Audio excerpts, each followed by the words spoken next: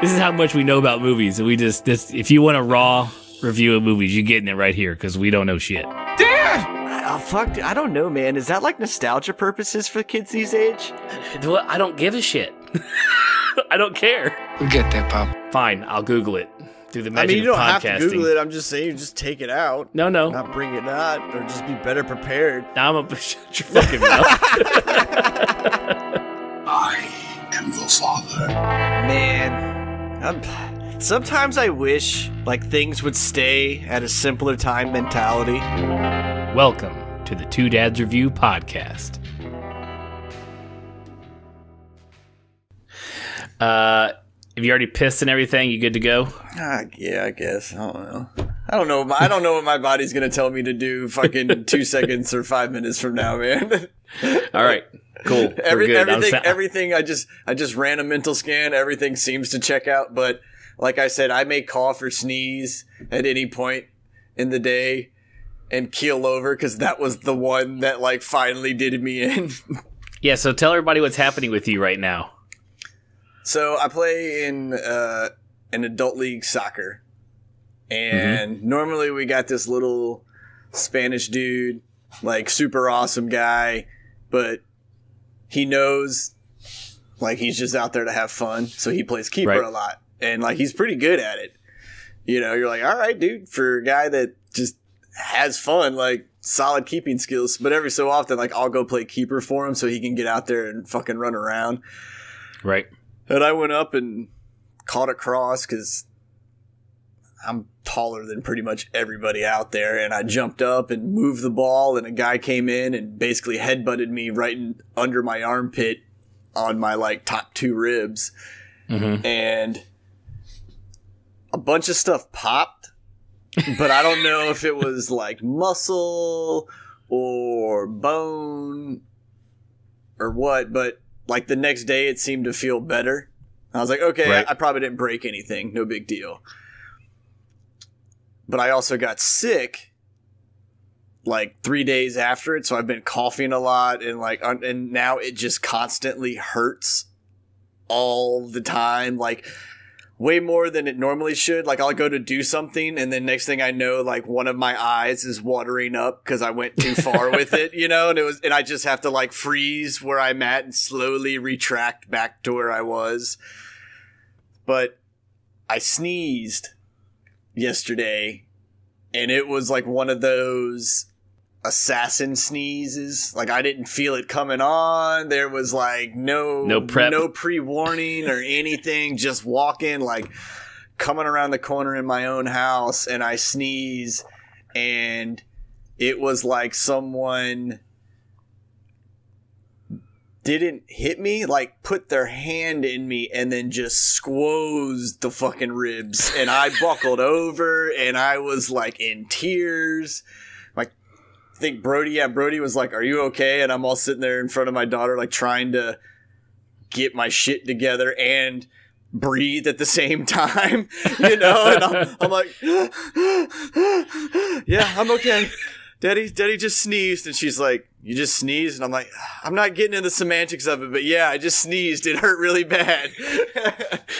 She was one step from saying, you just sneezed, pussy? Yeah, basically. Yeah. That like, in her questioning of the sneeze, it was a look at like, I get kicked with a soccer ball in the chest or in the face in a game, and you just tell me I got popped and to keep running, and you just sneezed and you're over here crying. Like that was the tone behind her question.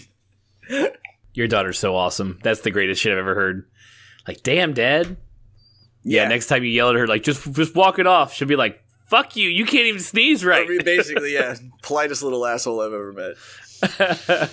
Well, you know, it scares me sometimes when you tell me stories like this because, you know, there's things in your body that, like, will hurt real bad, and then when they feel better means you're going to die. Like, for instance, your appendix. You know, your appendix hurts real bad. I don't have and that. then when it... Yeah, well, that's good. Because when that starts feeling better, it means you die. Because it's busted and you're going to go septic. You know how I know that? From an episode of MacGyver back in the 90s. That's how I know that shit. Yeah, see, I don't know, like...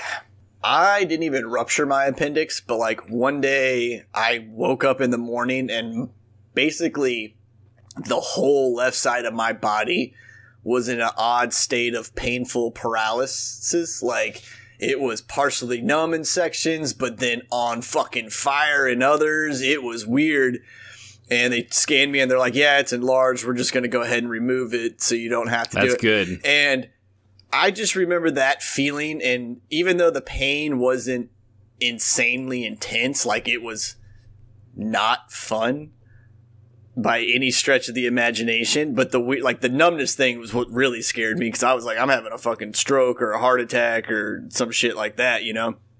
And for someone like that, like, you'll hear stories of like a person that's like, yeah, my appendix ruptured, and it was like 10 days after they started feeling the pain in their appendix. And I just remember the way mine felt. And I'm like, how the fuck do you sit there for 10 days, like, and finally go, something popped. The pain was immense, but now it's almost kind of going away. Like, I should probably get that checked out. Like, right? Like, if you've been in so much pain and then suddenly it disappears, that should be like a very final warning that your body is going, hey, dude, I'm going to try to make this as comfortable as possible because we're on our fucking way out. Right? Your body's like, just relax. This is how we're going to go. Yeah. Like, I'm tired of hurting. It takes too much effort. You're just going to be nice and calm and just going to go to sleep and just not get up. Your brain hasn't caught up to where your body has taken the turn. Yeah, well, thank God I haven't had anything bad like that happen this week. I did have something, though. I don't know if anybody even cares, but like, so my knees are pretty busted from the core. I just from running, and I hate it. And now I'm fat, so it doesn't help anything. But you know, like in the middle of the night where you wake up because you've like extended you're like pointing your toes and it cramps your calf, and it's enough that it get cramps and you wake up to it. I mean, I know what you're talking about. Mm-hmm. I don't experience that too much anymore because I drink a fuck ton of water on like a regular basis now. So the odd midnight cramping doesn't happen. But I remember when I was in high school and it was like, yeah, I mean, I drink water at practice, but then I never touched the shit for the rest of the day. And I'd have a game and then wake up in the middle of the night because like both of my legs locked up because I decided to fucking like stretch a little too long or a little too far or something in my sleep. And yeah, fuck that, dude. Yeah. That is not fun. This isn't the kind of cramp that like, it's like from a whole bunch of exertion. It's more of like you just like pointed your toes for too long in your sleep or whatever, like extend, like got your feet straight. But so what usually resolves it is like bending your foot or bending yourself at the knee and like point and like moving your foot back to like the 90-degree angle to like kind of stretch it back out. Well, for some reason, like between that, what motion helped my calf hurt my knee. And so I was caught between like, my knee, oh my calf, oh my knee, I was like, what the fuck is, it's like 4 a.m. I'm like, I'm not gonna cry out, but I'm like Lamaze breathing, like trying to like get the shit to calm down. I'm like, what the fuck is oh Jesus, it was the worst shit. I was like, what? That has never happened before. Like, cause you're right, I don't get that like calf cramp that often, cause it's like, just flatten your foot out. But for some reason, my knee's been bothering me. And I was like, I'm going to holler out at 4 a.m. It's like, fuck! Just in the middle of it. The kid's like, what the fuck is wrong with you? Yeah. So that's been my weekend. Let's see, what was that? I don't know what day that was, but it was crazy. You could help me settle a dispute my wife and I are having. Sure, I'll fucking hop. Right. I'll hop in the line of fire. Why not? All right. I put a poll on my Facebook page for like my friends and family to see, but I may put it on our Twitter account for this, so I may just extend it to everybody. All right. Grits. A breakfast by themselves or a breakfast side dish? And I can't. People on my poll wanted me to put a third option, meaning ew, grits are gross. But I figured it would skew the numbers really far towards the third option. The only way grits is a main dish is if it's grits and right. Right. Well, okay. So she eats them even if you go to a restaurant, most of the time, if you just order grits, it'll be on the side thing. So they'll just bring you a bowl of grits. Or if it's like anywhere near the main entree piece, it's always like grits and ham, grits and sunshine breakfast, grits and fucking whatever, right? Like, but it's Right. like, hey, just to let you know, we throw in a little more grits than the side dish so we can make this a fucking meal now. Right. Like grits and cheese and bacon or grits and cheese and sausage. Like, yeah, you got to throw more shit into the grits than just... Now, if you asked me, like, what's a solid fill 'em up, like, eat by yourself meal, like, I'd be like, yeah, dude, grits qualifies as that. Like, don't get me wrong. Like, that shit'll fill you up. But I also feel like it almost always has to be accompanied by something else. Like, if you're just eating grits, you're either super duper Southern, most likely. Mm-hmm. If you're eating grits at all, right? Yeah. Even know they exist for breakfast. Maybe hardcore Midwest. Mm-hmm. Right. That makes complete sense. And you're probably by yourself. Like, you're like, this is a simple dish. I can whip this shit up. Like, no big deal. Like, yeah, grits is not like, on the echelon of breakfast foods. Right. Like, grits is something you know about because it's either the most disgusting thing you fucking ate or in your life, or grits is something you, like, grew up on and you go, how the fuck can you not eat grits, man? Like, I put grits on fucking cereal, basically, and it's like, all right, yeah, I get it, dude. You grew up on the shit. That's your stuff. Yeah. Well, she got up this morning, like, I think before we even got out of bed and started messing with the kids, she was like, we're having grits for breakfast. I was like, grits and and what? I was like, what are we having this morning?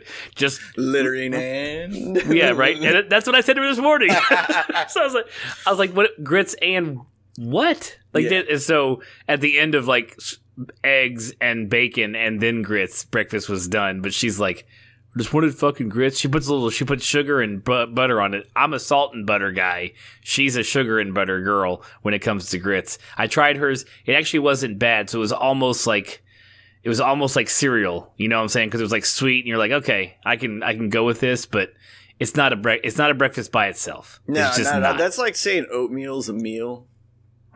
Yeah, just because it has the word meal in it does not make it a meal. Nah, man. That's some single person shit. I'm gonna make something quick, or I want to fill my kid's stomach up with something that like expands. yeah. This will hold. Oh god. And then look, I may be from Kentucky, but like I think both my parents hate grits more than likely, or at least the one who did all the cooking did. So I never really had them like at the house at all. Like maybe a few times I can remember as a kid like eating grits. Mostly it was probably like scooping them up out of a thing on a breakfast like buffet, like, you know, what's the old school buffet? Golden Corral, shit like that, like the breakfast ones, you know, where you like... Yeah, that's what I need to go to those things and get like fucking 8 pounds and some thick-ass sliced bacon. Yep. So, you know, I didn't have it a lot, but when it gets like room temp, when it gets like below scalding hot, it like congeals anyways, and I'm like, why am I fucking eating this? Like, I just don't understand. I'm saying, so I don't even go for it. Like, it's never like I don't wake up one morning and go, you know what I want today? Fucking grits. I don't do that. I just don't. Yeah, see, my parents are so Southern. It's weird because, like, I know about grits. I think my mom may have tried to get me to eat grits, but she also, like, understood that if you don't catch them soon enough, they'll just never be on the fucking train, you know? But I think my dad's like a weird Southern dude. Like certain shit that would be like Southern kind of things. Like my dad's like, nah, fuck that. That's like gross. And I just like imagine my dad being 13 to 16 in like the South and like going to a place and they're like, you want grits? And him like looking at him like, you're the dumbest motherfucker in the world, you know? Like, all right. But then my mom, like she's so Southern Belle almost that it's like I don't even know if she likes some of the stuff that's Southern or it's just like I've been so Southern for so long like growing up that it's just something she does now because like she'll just make grits and like fucking eat them, you know, like it's her thing. So I don't know if she's like it's in there or my mom is like actually one of those people that's like, nah, grits are the fucking tits, man. Like, this is great. Because I'm like, I don't know how anybody can eat that fucking shit. That's like Scrabble. Oh, dude, I tried Scrabble one time in my life, and I was under the impression that it may have been kind of the same thing as corned beef hash, and I was completely wrong. Corned beef hash is another thing. Like, there's just certain shit that just shouldn't even be food. Now, let me tell you, I will tell you, okay, I understand if you're talking about the canned corned beef hash, even though I still love the stuff out of a can for corned beef hash, but I went somewhere, and it was a morning it was before kids.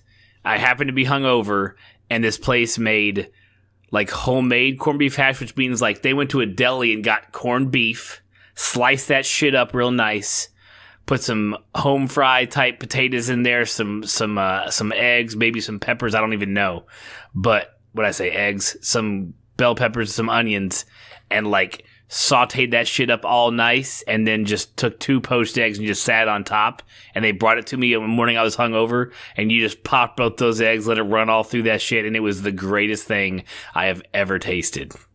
Yeah, it was so good. Most of that I was kind of on board with until you like started describing popping eggs, because I hate dude, like runny eggs is just like, shut the fuck up, dude. Just go eat humans. Like, you're weird. Like, it's fucking runny eggs, man. It's so gross. Dude, that's how I was before I met my wife, and then she was like, here, over medium, and then like I started enjoying like runny eggs. I don't know why. I just never was into them, and then all of a sudden. And like, don't get me wrong, man. Like, I guarantee there's someone out there somewhere that makes almost any type of meal everywhere on any genre of food that I would probably like. You know, like, there's just somebody that cooks it in a way and you go, yeah, well, fuck, man, if I could eat it like that all the time, yeah, that's exactly the way. But the problem is the other 97% of the time I'm shooting for this, they're coming up way fucking short, and it's really turning me off. Nice. True. Oh, well. That's like why I don't get sauces on shit when I go to restaurants. Like, I'm like always on the side, because I like sauce for like a little bit of flavor. Like, you treat sauce like it's like, I don't even know, dude, like a fucking meal cream on its own. Like, it's like it's its thing, because I can eat 20 nuggets on like one packet of sauce. You're fucking nuts. And still probably be good. Like, maybe I'll have to dip into 2. Like, you are like 4 nuggets and the fucking thing of sauce is gone. Like, just, and then like, and it's not even like, oh, I can't dip the nugget in there anymore. It's like I've scraped the sides, like cleaned it, like the inside is now white again. Fucking taking it down. I was pushing it to get those 4 nuggets because I felt bad only using 3 in that entire packet. Yeah, it's like, Jesus Christ, man. But you know, you never know if you go to a restaurant or something like that with like, especially meals that require sauce, and you get one dude that's like, I love the flavor of this shit, and then just fucking pours it on everything, and you're like, God damn it. Now the whole thing's just fucked up. But see, yeah, you're like a dude that goes, nah, man, you're just adding more to it now. I'm like, you're not even tasting anything else. Like, you're just eating sauce. I don't want to taste it. The sauce is delicious. Oh, man.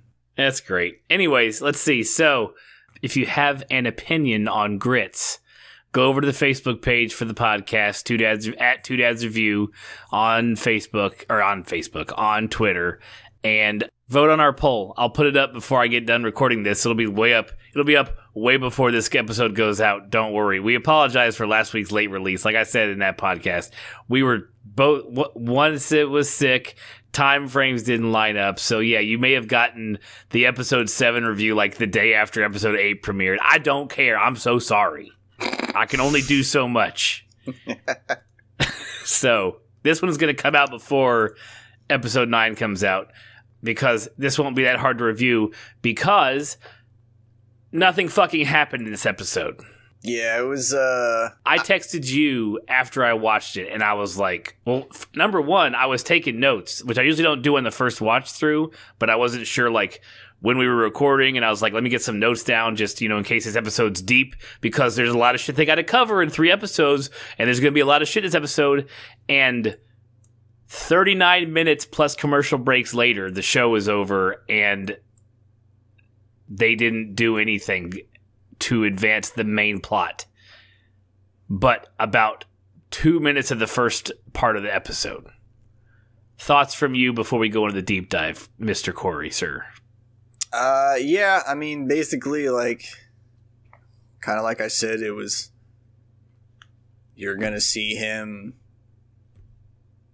lose his shit at Miss Mead, and basically that was, you know, the final fucking hope for him was gone now. So he was like, all right, fuck you, I may be broken, but I'm fully funded and backed by pure evil and hatred right now, so I'll be okay. You know, and then basically the rest of the episode was a long game to how she gets made. Yeah, well, even then it was, you kind of see how you understand how it's going to be for him to, like when the plague and the end of the world and all that shit starts, because they've got all these like sleeper cell satanic people that have sold their souls. But the funny thing with them is it's not like these, when you meet some of the people, they're like, yeah, I sold my soul and I can have anything I want. And you're like, oh, okay, cool. Like, you did it for that. But then when you actually like listen to them speak, they're literally bought into the whole, also like, they may be, hey dude, I'm living the party lifestyle until it's all done, but they want the end of the world. Like, their whole purpose is basically, I've just been doing all this shit waiting for the son of Satan to come around, like waiting for my call, you know? Right. And that was, so you can see how, like, he obviously gets Miss Mead through them, but you're gonna see how it's gonna be easy for him to go, hey, let's release the nukes or whatever, because there's gonna be a satanic military general who was like, yep, been waiting for this, fucking hail Satan, because every one of them is totally like gung-ho. Yeah, like cult, haha, fucking bought in. Like, even in this episode, when he gets dropped off, they're like, hail Satan, and clapping for him, you know, and shit. Like, do you think they missed a chance to tie last season into this season? Could they have done anything to even reference? I think if you were going to do that, Michael would have to be political in some way, shape, or form already. And I think, I would have even if they tried to do that, it's just one of those things where the cult was based so much on that election that it kind of put it in its own little bubble. I would even just have taken like one of the cult members from last season to just be in the congregation. You don't even have to call it out. Just swing the camera by them that like they've gotten out of that cult and gotten into another one. I would have just taken that, honestly. You know, one of the like, you know, someone who may have gotten, because they all got arrested at the end, right? Arrested or killed at the end of last season. Fuck, I should go back and listen to our... I thought they all died. Like, it was like... I don't remember now. That's how shitty last season was. But I don't know. I don't know how they could have. You're right. If they all got taken to jail, or... No, because some got taken to jail. So maybe, you know, maybe they worked some strings and got some folks released. I don't know. But that would have been extra story I didn't need. So maybe I'm just barking up the wrong tree.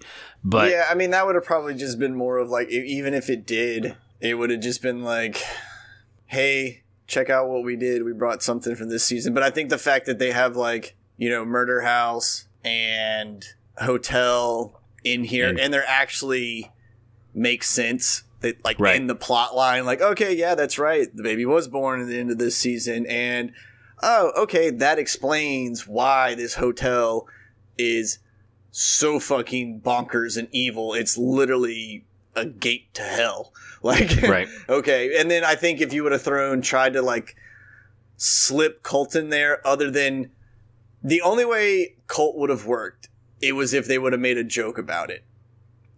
You would have seen... Even the preacher just makes some side joke about it. Yeah, something like that. Like, we're not going to be crazy like those loons from blah, blah, blah. And like you saw a newspaper article of a clipping of Cult or something like that. But the problem is I'm pretty positive that like everyone over at American Horror Story is like, Cult was the fucking shit. We did it because like everyone was like, yeah, fucking political climate, you guys are nailing this shit, like it's fucking great. And it's like, nah, dude, you guys just LSD tripped all over a fucking incoherent season. True. Yeah. Real rough. We reviewed the whole season. Go back and listen to the whole playlist on our on the website, twodadsreview.com. Go listen to it. The season sucked, but we're fantastic, so. Okay, so yeah, so you're right. It was a short episode.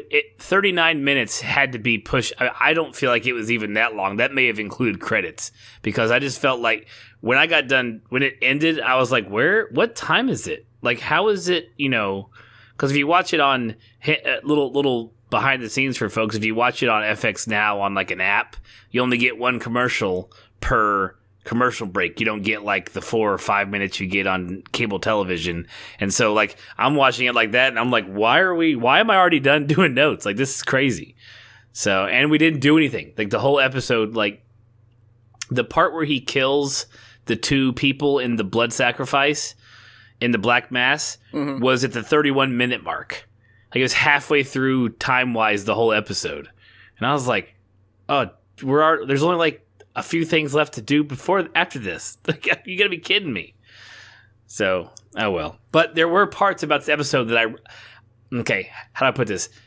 I liked the episode, but it didn't do enough for this plot to make me happy. I didn't hate this episode because I definitely enjoyed the second half. The problem with this episode is like it's not a bad episode. Like there's nothing you watch in the episode and you go, that was fucking stupid or blah. No, it's just it's like the part of the story where you go, yeah, and Joe and Carl were walking, and they saw a fucking tree. It's like the piece you put in before they fucking saw the fiery rain of fucking Doomslayer the Third come out of the mountain, right? Like that's what this episode was. It was the walk. It was the tree. But I think it's only an episode that you kind of like question because you go, all right, you guys got like 2 left, I think. Correct. Like, are you giving me extended episodes and calling them 2? And they're both like hour-and-a-half bangers, so they're really kind of 4-ish? Or is it like, are you guys coming up short again? Like, that's the idea that gets stuck in your head. So it kind of fucks up your viewing of the episode because if you break the timeline, if you try to break the timeline down that you're kind of assuming in your head, you go, you don't have enough time. Like, how the fuck are you gonna do this for me now, huh? Like, what are you gonna right. What? This is bullshit. Like, you didn't. You could have fucking thrown this in. You're running out of everything. I'm doing it. I'm sitting here with you, but I'm not getting it. I don't understand it. I would fully be on board for this episode if this was a 12 or 13 episode season. This is a 10 episode season.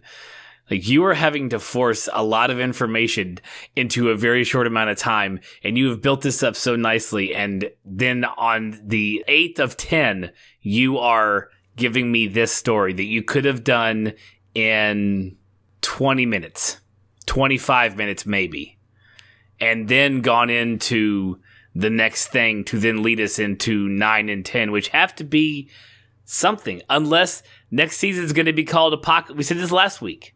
Unless next season is going to be called Apocalypse 2 or whatever the Bible says is after the apocalypse. So like if this is AHS Apocalypse and that means season 9 is AHS like Purgatory or something. I don't fucking know, but it's not if they're doing the apocalypse, then the next thing would have to be the second coming of Christ. Because the apocalypse on Earth is like 7 years and it's like right after the rapture, so all the good Catholics or Christians, I think one of the two, get shot up immediately. Everybody else has to suffer through the 7 years of hell on earth and kind of like earn your way back in. If you make it through any of the onslaught and torture, then other demonic shit that's supposed to happen. Because if apparently a 8-headed dragon or whatever it is arises from the sea with fucking 8 crowns upon its head, like, I'm probably having a heart attack fucking immediately. Like, I don't think there's going to be a whole lot of,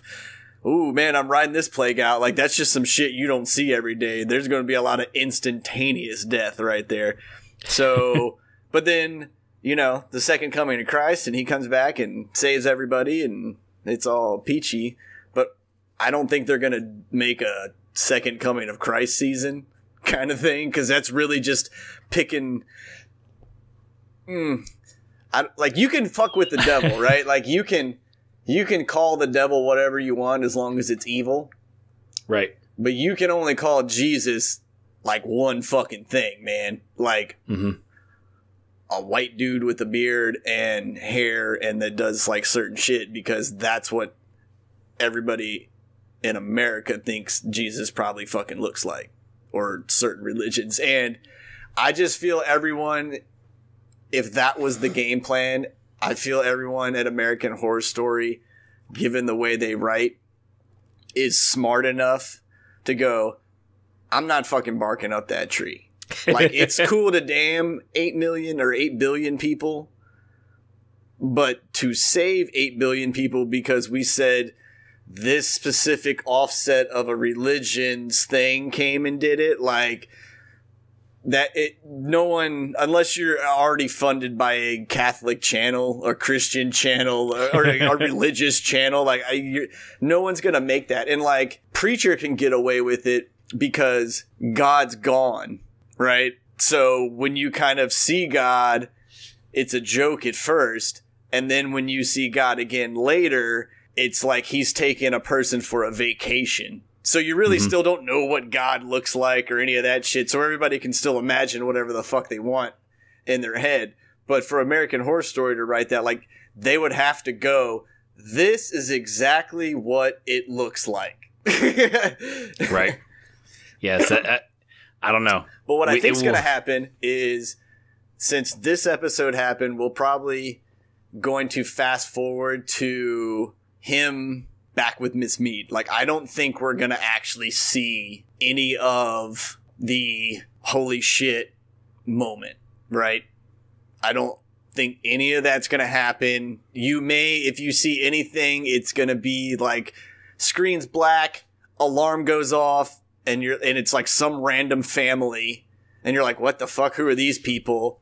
And they're all running for their cars or some shit because some crazy fucking thing about nuclear fallout. Well, I liked your idea about the general, of like someone from the church calling some general and who's got the finger on the button. He goes, yep, okay, hail Satan, bloop, and then pushes the button.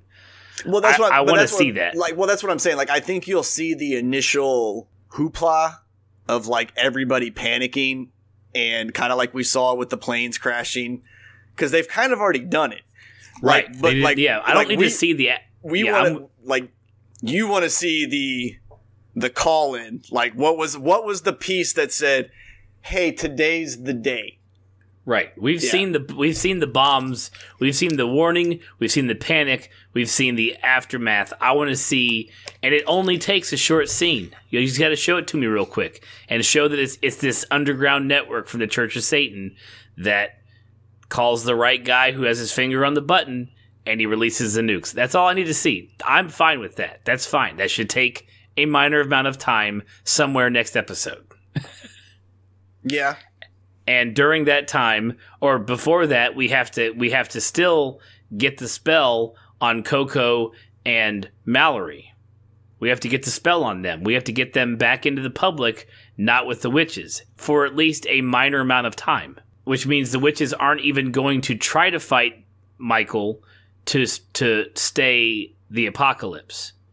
So I'm not sure how that's going to happen, because I've always assumed that they're going to have a fight with Michael after sending those two. We talked last week, you convinced me, they need to send those two off because he doesn't know who they are, so they're not around when they try to fight him. Well, I think you get that from when she's waiting there at the, fucking fire pits there and whatever dam that shit's in, of, Michael touching all the corpses and figuring out that, Miss Mead was one of the people that got fucking torched alive and shit, and he now has no allies. But when she's there to, like, say, hey, we can do this together, and he's like, fuck you, that her plan is now set in motion. It was pretty much whatever his answer is. If he says this, we're going this way. If he says that, we're going this way. So again, I don't even know if we're going to even see the spell of them getting put under. Like, we already know it happens. And we already know that they've tried to help Michael, so it's kind of one of those things like, we don't need to show you that they fucking went underground, because they're not gonna have they don't have the time to like actually put you in that view for a little bit.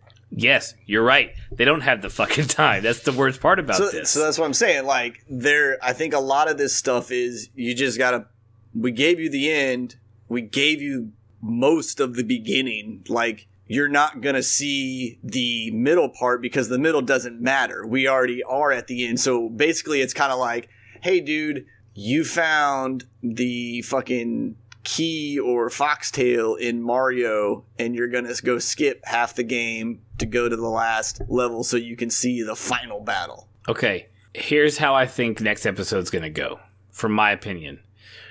There's no way the witches don't try to fight him before the apocalypse. They want to try to stop him in some way, shape, or form, and the way he responded to her at the beginning of this episode means that he is still up for a fight.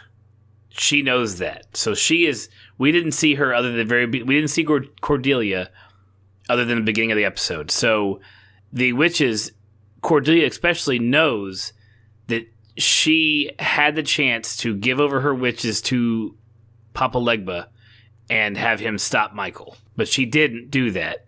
So she knows that if she doesn't do something, the world, 6 billion people are going to die in some way, shape, or form. But they already have.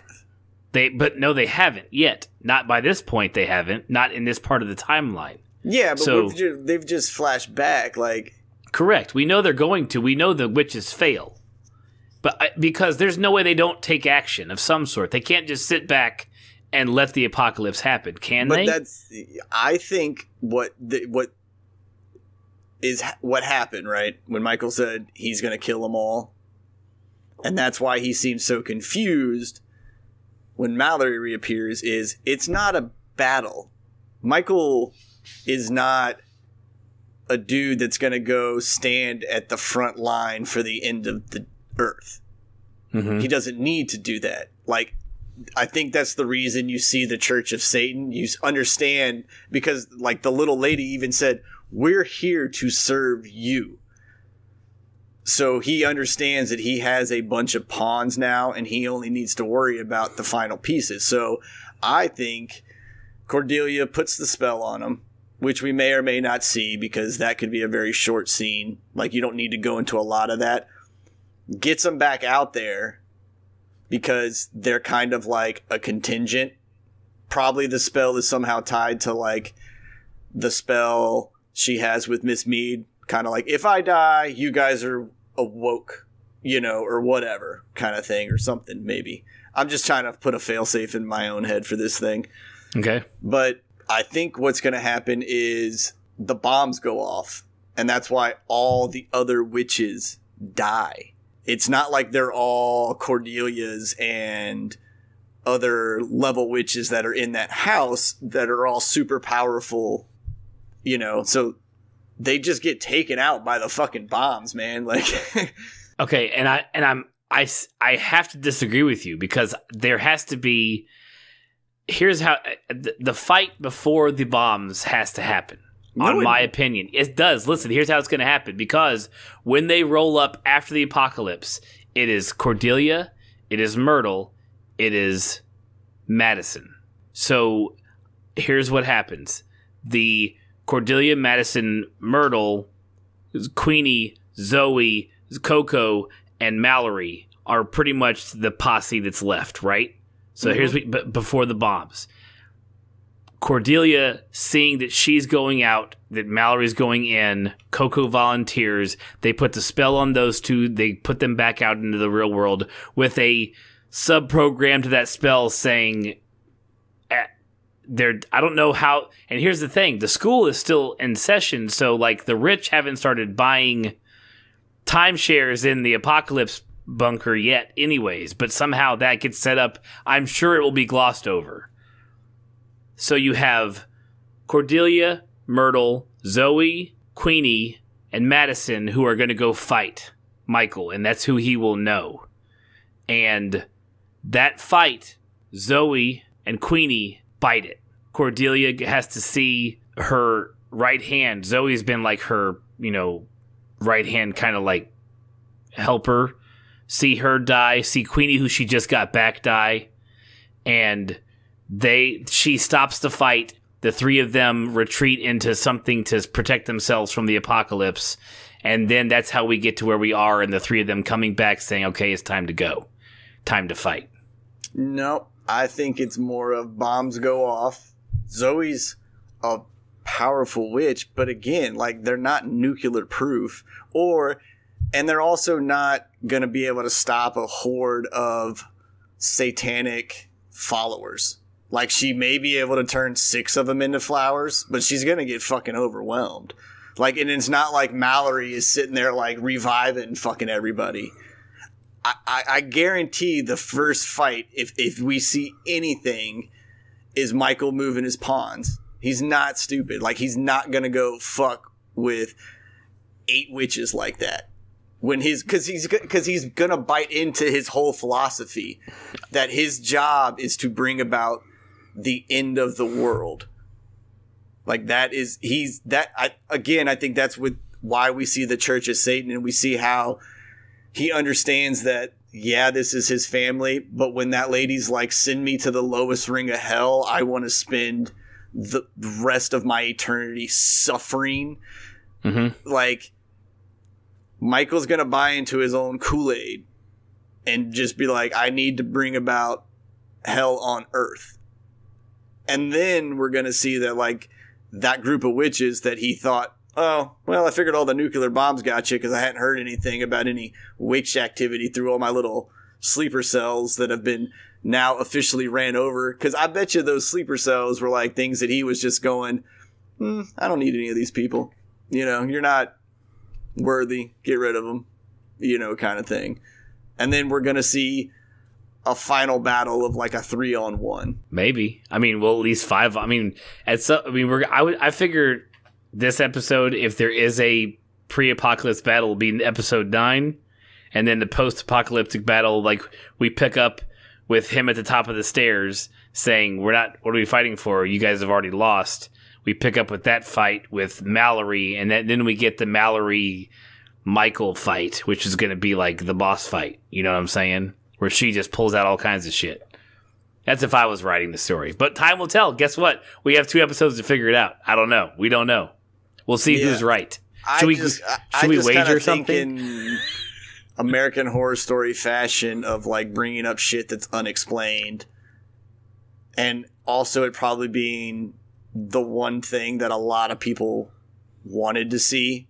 It's going to be the one thing that is not fucking seen whatsoever. Like, we're going to get a cutscene to tombstones of people that died, and then we're going to get like maybe a cutscene of the witch's spell.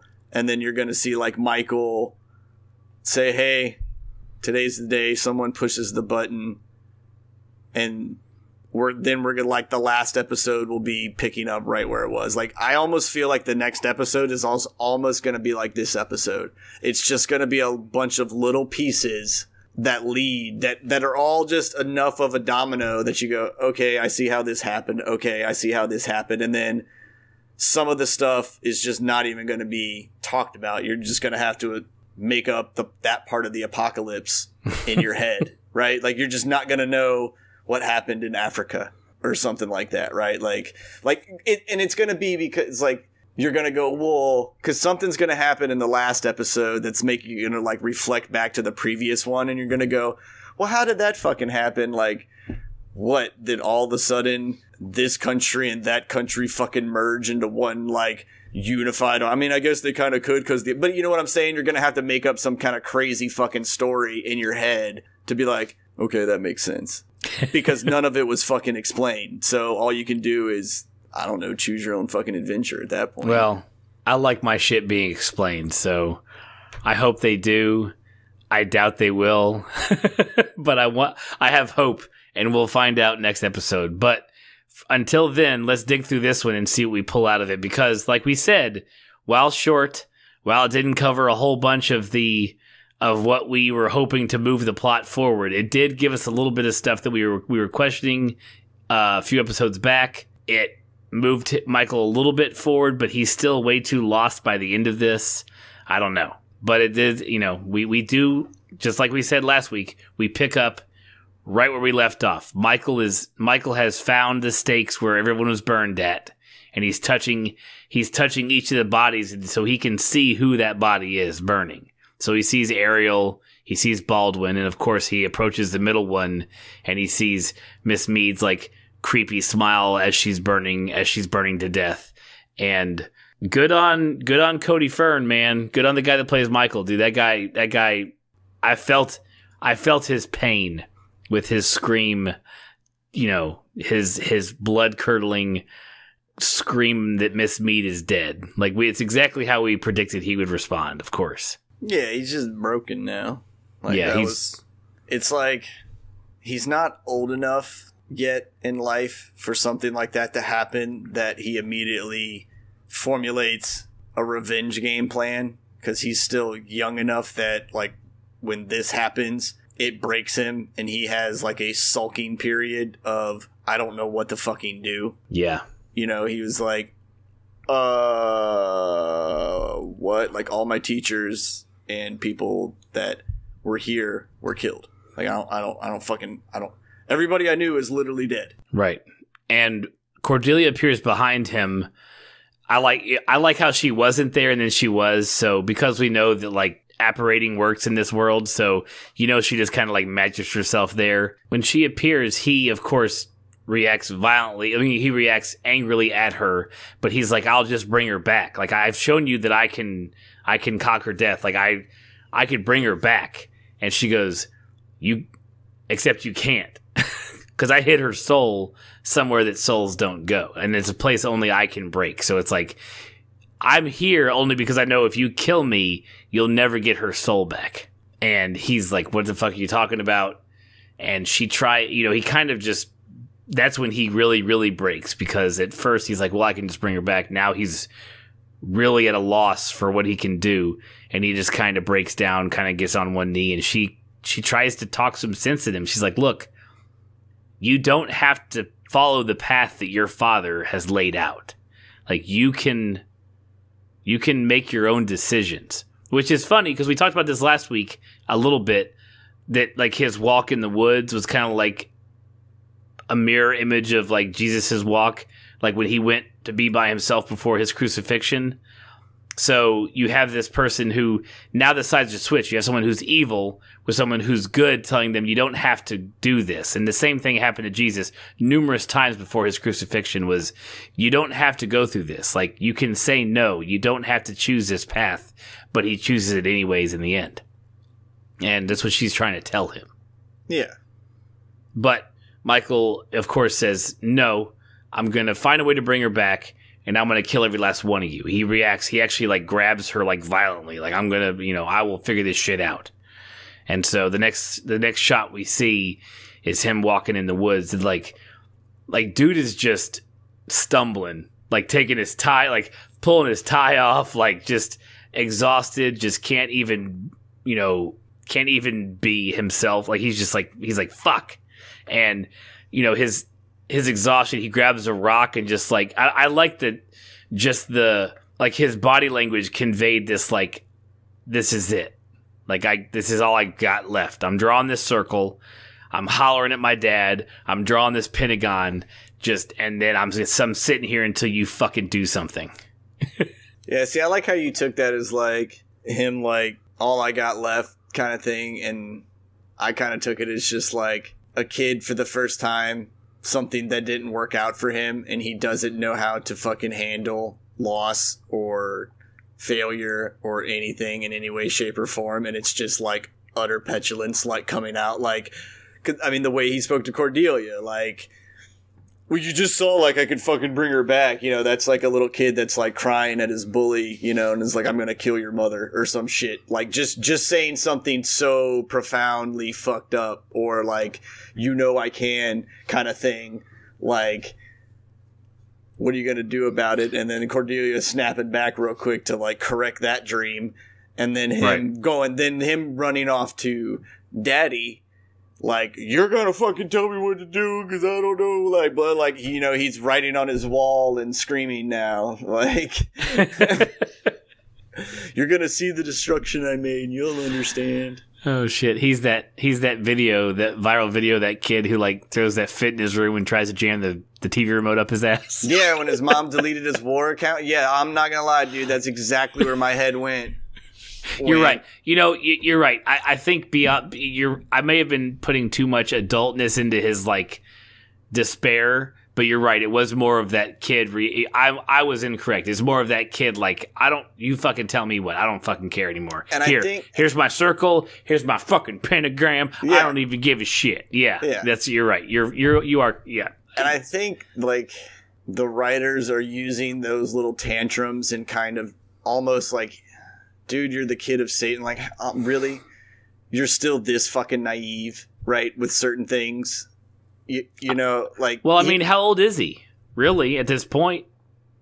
I know, but it's like, you gotta go, if you can just grow overnight like that, and I get it, but I think the writers are using this to kind of show that this is eventually going to end up being his downfall. Like, he's going to be like a teenager and think, I'm invincible. I have forever left ahead of me. I don't need to be this protective. And you're going to see that, like, blind rage at the end of, like, I got it all. And then you're going to see a calculated move of someone who took the time to plan and react to this exact scenario of a childish outburst. Mm-hmm. And granted, he's going to be super powerful, so it's not going to just be like fucking easy, but it's like the first time your teenager is big enough and kind of goes and tests the water with dad while he's like wrestling or some shit, and then the old man fucking snatches you up real quick and you go, all right, I ain't there yet. But in this case, it's like going to have a finality like to it. You know, like he's probably going to die. There's not going to be any redemption or him learning a lesson. It's just going to be his blind rage. And then, well, if this doesn't work, I'm dead, you know, kind of thing. And I think that's why we still see him, you know, like I said, kind of naive in situations. And then this weird, you know, not really weird, but this temper tantrum. You know, True. Like you said, like really how mature can he be? But also at the same time, like, you want to go, all right, dude, like, I get it. Magic's involved. You grew fucking 12 years overnight, blah, blah, blah. But you're telling me the old satanic master of lies and manipulation didn't think to go, yeah, I'm going to speed his brain up while I'm growing his fucking body. Like, I'm going to give him the maturity of an 800-year-old person. Like, why wouldn't that, you know, be delved into the mathematics of the equation, right?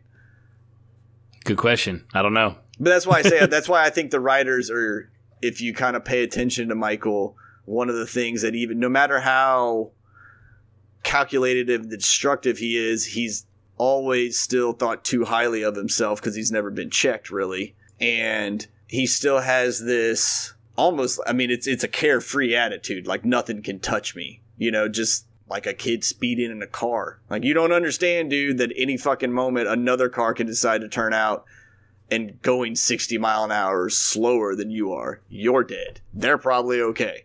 You know, right. Like Right. Yeah, I mean, and you're right. During this episode, you see it go from like childhood tantrum to like adult who just doesn't give a shit. Like, okay, if you kill me, great, but hold on a second. Like, see if you see my, like, take a look at my mark. Or like saying things that would end up pissing people off. And then, you know, when he talks to her, when he says, I'm the one you're looking for at the table, and she grabs him and gets ready to cut his throat, like, he doesn't give a shit. And that's, I mean, maybe that's more teenager-y, or if he's just end of his rope. I couldn't really tell. Well, I think it was a little bit of both. And like, I think he was led to that church by his dad after he had his little pentagram argument. You know, like, yes, his stumbling was meant to make him look like he is just completely out of it, lost, and blah, blah, blah. But again, it's like, how do you show someone wandering and struggling at the same time? You know, but he somehow ends up where he needs to be, really. so he's pushed in the right direction kind of thing. And I don't think so much of, I don't really think he was worried about being killed at that point. I don't think that was like, I'm at the end of the rope. That was more of, God, like, I know I'm the son of the devil. Whatever you're about to do is just not going to fucking work. Like, it's right. just, I know that I'm like meant to be here. I don't want to be, because Miss Mead was taken away from me and I'm now stuck fucking here. Like, you slicing my throat or trying to slice my throat. Like, I feel like he knows that he's protected. Right. Right. Like, yeah, he can say anything. And even he's protective, like, even by like a natural instinct. Like, as soon as he probably started to bleed, his fucking eyes would roll back and instantly, like, light her on fire. Yeah. Right. Because that would be like, okay, hey son, if you're not going to fucking do it, I'll do it for you. Daddy downstairs, like, taking over real quick, kind of thing. Like, this is how it's done, boy. So while he's in his pentagram for like 4 days, at the end of the 4 days, do you think these are all people that God has sent? The original people he sees? He sees a kid offering him Fanta, a little girl in a white offering in him an apple. They're like, you're hungry, you're thirsty, here, have this. And then even the Pope, Miss Mead appears and she's blaming him for it all. And then the Pope appears. I like the Exorcist callback in that little scene. Which part of it? So when Miss Mead first pops up. She's in a bed, right? Well, she's in the bed, so there's that. But then she says, why'd you do this? And it was, in the movie, it's, why'd you do this, Demi? Like, when he sees his mom, and she says it in such a manner that it's it's like a throwback to the Exorcist of her saying it in the bed, like, how can you let me die? Nice. Yeah. And I was like, nice, good, cool. Like, it's nutty, it's quick, it's subtle, nice, like, awesome, I got it. I've only watched The Exorcist like twice, and I need to watch it again. I have to get myself ready for it. You know what I'm saying? Like, you can't just go, hey, I'm going to watch The Exorcist today. Like, you can't. When you want to watch The Exorcist, just let me know, man. That is, I said, like, probably my number 2 favorite movie of all time. Like, I will watch that movie anytime. I don't care. Like, I don't even care if it's late at night, too, because I know it still scares me a little bit. Like, I know it's a movie, but that doesn't mean I like walking in a dark house afterwards. Like, I give myself the heebie-jeebies. Like, right. But I'll still watch it. Like, I love that movie that much. All right, we'll watch it together soon. We'll do it soon.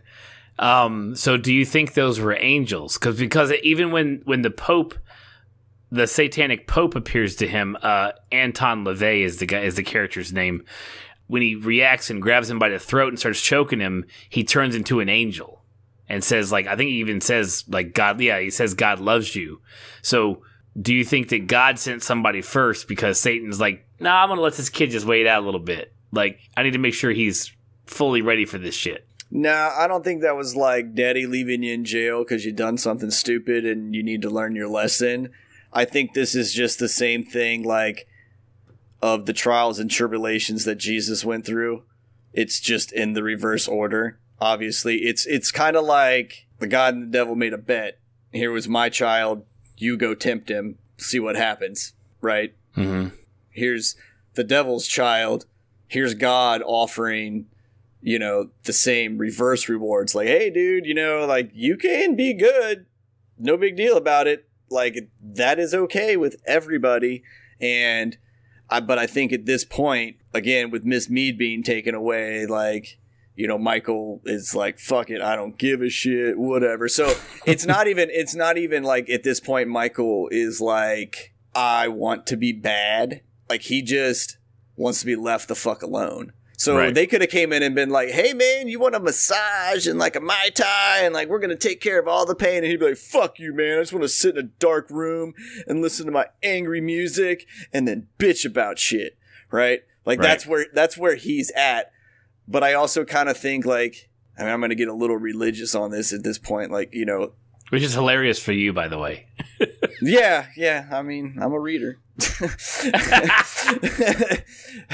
But if, like, Jesus is described as always kind of having a more level head about himself, like he was, even as a younger person, very caregiverish, very, like, old manny, right? Like, you don't read about any, because there's like an 18-year gap when you first see him and then you see him again. So you don't ever get the middle ground which is funny because what we're getting with the devil's side of the story is the middle ground. So you're like wondering now, okay, is this them going like, hey, Jesus came down, or not Jesus, but like the good guys came down, because I don't even want to get into like the whole heaven and hell thing, like, but the good side came down in this scenario and was basically offering, you know, an olive branch to like help out.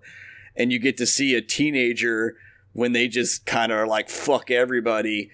But was Jesus kind of like, I mean, I don't think he was ever like, yo, I want to be evil. But was it just like, everybody leave me the fuck alone? Because all we get is like him being born and then him going at like the very end when he's already been prepped for his trials and tribulations, like none of the other growing pain shit of him going, nah, man, I'm going to ride this wave out. Like, I got it. Like, right. I'm good. You know, he's already come to terms with what is happening. And then Michael's side of it, we don't get like the coming to terms because everything is happening for him like quickly. Right. Like he was born, then he was fast forwarded in age, and then he's thrown into the battle. There's no like normal growing up and learning the ups and downs and stuff like that, you know. So what you're saying is the fact that they left out the teenage angsty part of Jesus is not a coincidence, huh? Yeah.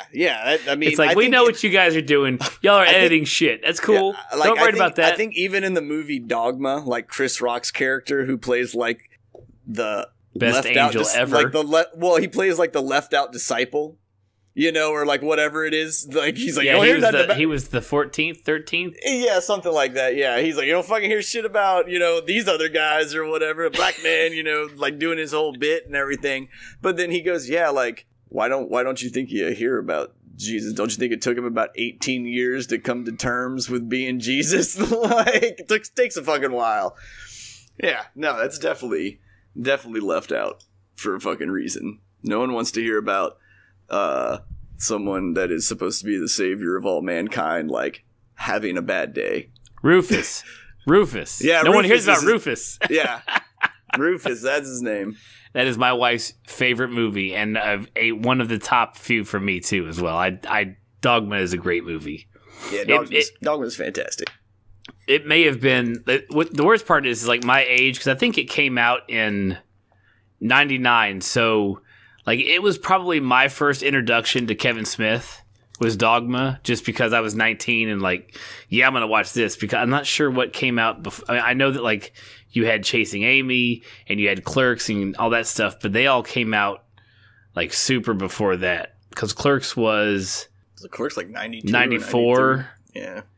Chasing Amy was 97, so it was right before. It was one right before it. So I've never seen all of Clerks or all of Chasing Amy. I know they exist. I kind of know the plot, but Dogma was my first like experience with Kevin Smith. And to go back to like his earlier work with like less budget, you're like, you know, I don't want to go there because I should go there, but I just haven't, and I'm probably a bad person for that. But like Jay and Silent Bob Strike Back is I've seen that one a billion times. Dogma I've seen a billion times. So I don't know. I love it. But yeah, I wish I've not seen the early stuff. Mallrats, any of that stuff. Yeah, Mallrats is one you definitely need to watch, because I would say anybody that watches that movie, like, most likely will like it. And plus, it still has enough of like the kind of Kevin Smith crew in it, plus some other people. So you're like, oh shit, there's what's his face from blah blah blah now, and da da da da. So, but like Clerks, Chasing Amy's whatever. Like you either like it or you don't. It's kind of like I don't really care for it. I mean, it's not a bad movie, but I'm like, okay, cool. It's no different than any other odd romantic comedy kind of thing to me. But like Clerks is one of those movies that, yes, even though it is institutional to any film watcher's career in life, I feel like there is no guarantee you will like that movie, though. Like, it is a great film for people who like it, and you can respect the attempt made for the budget and the people they got and the cast and the crew, and you're like, oh man, it's cool that they kind of all still stick together and blah blah blah. But you may literally hate that fucking movie. Like, you're like, right, that didn't do shit for me, man. I had to have watched it when I was wearing Jinkos and skateboarding and stuff like that. Like, it's almost, it's kind of like trying to show people old horror films. If you have to like it for what it is, but know that it's not going to hold up to expectations when it comes to movies in general. Well, no, I think it will, but the fact that it's so deeply rooted in its genre, and like by genre I mean the 90s, like 90s skater genre. That it's just, you go, all right, I understand how this is a good movie, but because you didn't watch it at the time when you were living it then, it doesn't have that same like warm fuzzy feeling to it. Right. You know, but also if you're like a 90s kid and never watched it and you go back and watch that movie, you may have like a lot of really cool callbacks in your memory. So you may enjoy it, but I don't know if the way the dialogue in that film goes and the kind of story that happens with it, like, you had to be in that MTV 90s Jinko like culture. Like, it just, because you go, no one fucking speaks like that anymore, man. Like, that's not right. it. Okay, well, I do need to go watch it. You're right. It's one of those things. We'll see. I don't know. But yeah, you're right. It may cause warm and fuzzies. It may be like, oh, I fucking hate those kids in high school too, so I fucking hate this movie just as much. I don't know. We'll see how that goes. I was a band nerd in high school. I don't even care. I'll say it out loud. I'll say it for the internet. I don't give a shit. Yeah, well, it's not, well, I mean, like the characters in Clerks are pretty much kind of all like down and out nerdy dudes, outcasts kind of.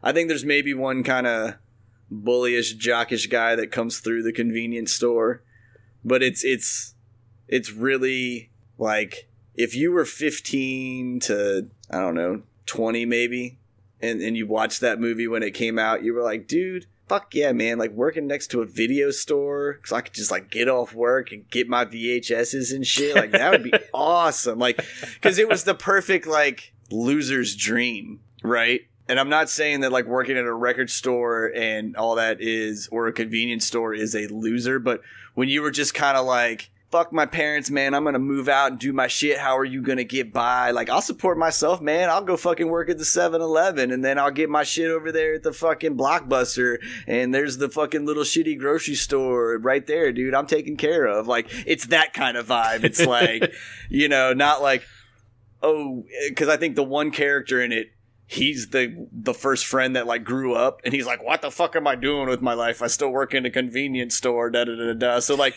there's also that. But if you were younger and watched that movie, you go, what are you bitching about, man? You're living like on your own. You're fucking out there, dude. Like, you got it. Like, you're fucking made, you know, before you understand what life is.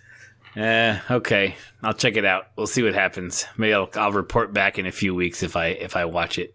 Now, this will be one of those movies, like, you'll say this probably 4 or 5 times through the next, like, 8 years of our friendship, and you'll have never watched it once. I think now I'm going to watch it tomorrow. I'm going to watch it tomorrow. Just to fuck you're with either you. going to watch the movie immediately despite me now, and that's the only reason you watched it, or you may, like, catch it on IFC flicking one night, and somehow this conversation will have been sparked. But the problem is, the movie will already be like 50 minutes in, and so you'll only watch like the tail end of it and kind of miss some of the other shit, and you'll go, I mean, it was alright, dude, but I don't know what it was like, why everybody was all, ooh, fucking Clerks, man, this shit was great. And it's like, well, dude, you watched like a third of the movie, and then you're trying to tell me about it. Nice.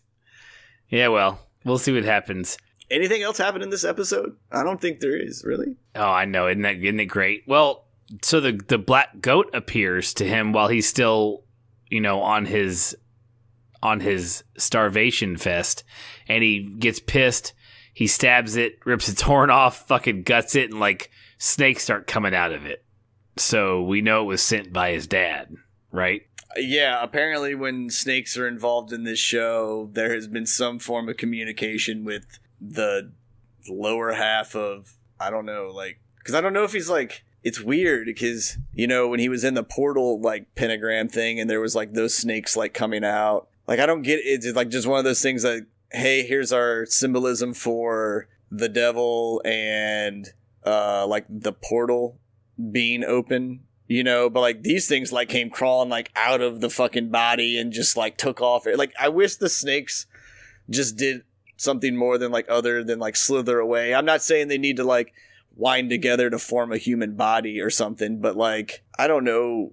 Well, I got nothing. It's weird. Unlike I don't know. unlike God, who can send beings to talk to him, Satan sends this fucking snake goat, and then even at the end of killing it, he literally screams, What am I supposed to do? like, I don't know. You didn't fucking tell me. Like a snake goat doesn't tell me shit. What am I supposed to fucking do? Like, that's where he's at. Like, he doesn't.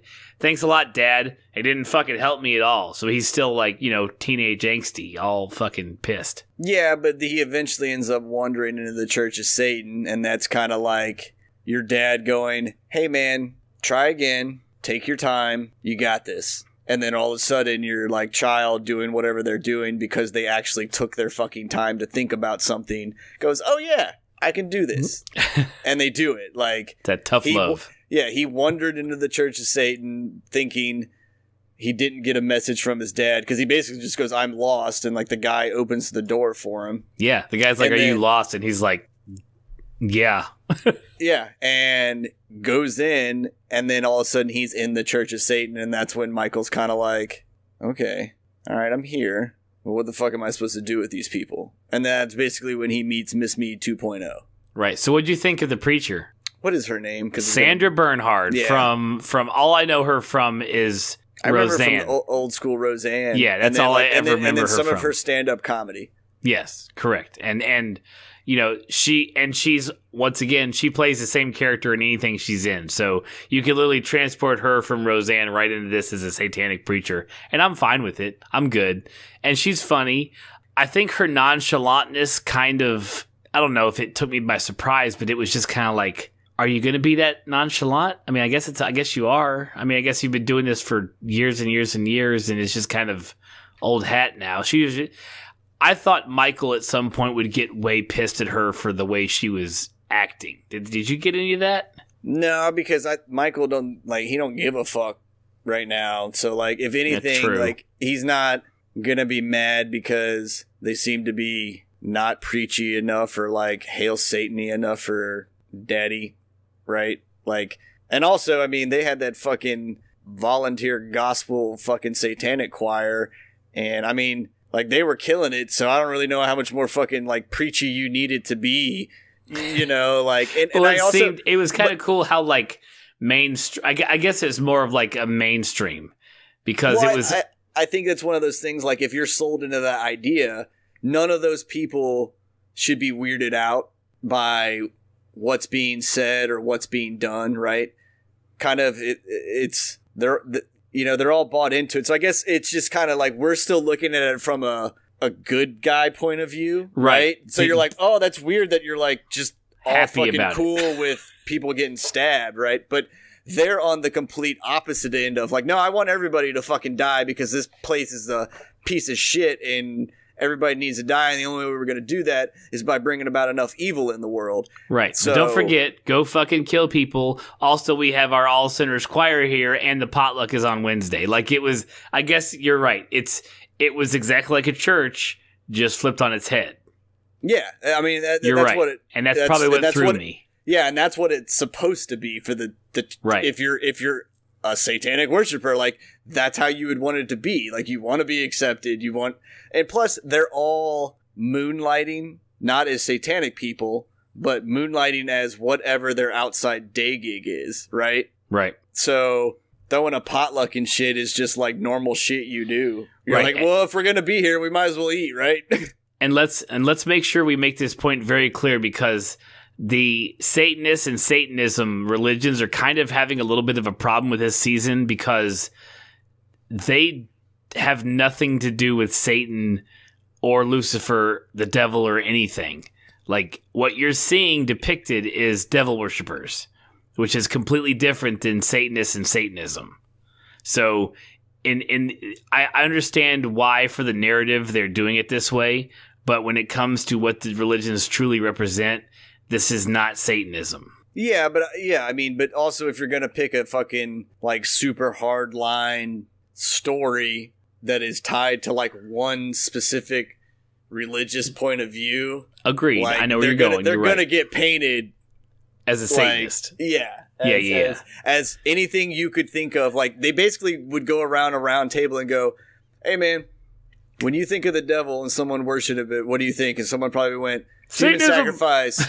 Got it. Okay, what else? Well, I'm still on the murder thing. Yeah, we got that. We're gonna kill people. I understand. Babies. Yeah, you got it. We're gonna kill babies. Okay, so everybody's like, Satan's kill humans and sacrifice, right? We got it. Yeah. Okay, Satanists sacrifice people. So there's your sacrifice scene.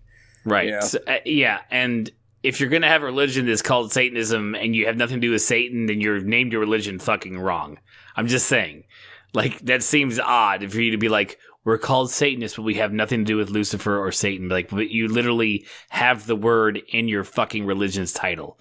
So I'm sorry that you're having a problem with the way it's being portrayed this season of American Horror Story. But I keep seeing that, like, in the trivia section of each episode for IMDb, it's like, remember, this is Devil Worshippers, not Satanism. Like, well, okay, sorry. I can't help you there. Your guy, it's literally in the name, but they say it all season, so I guess they're trying to get the word out. But anyways, so we have her. She wraps up her speech, her sermon, after making people tell their sins that she's not impressed with. And Michael is sat down. He's in the back, just kind of just trying to, relax a little bit. And an old lady speaks to him, and she's like, when's the last time you ate? My house is right down the street. Just come on, I'll give you something to eat. And I like how he's like, that's really nice. And she goes, we're all not perfect, because nice would be a bad thing in the Satanist church, So I thought that was cute. It's literally just opposite day. Right. It really is. So we get her and him. She's feeding him. He's getting fed.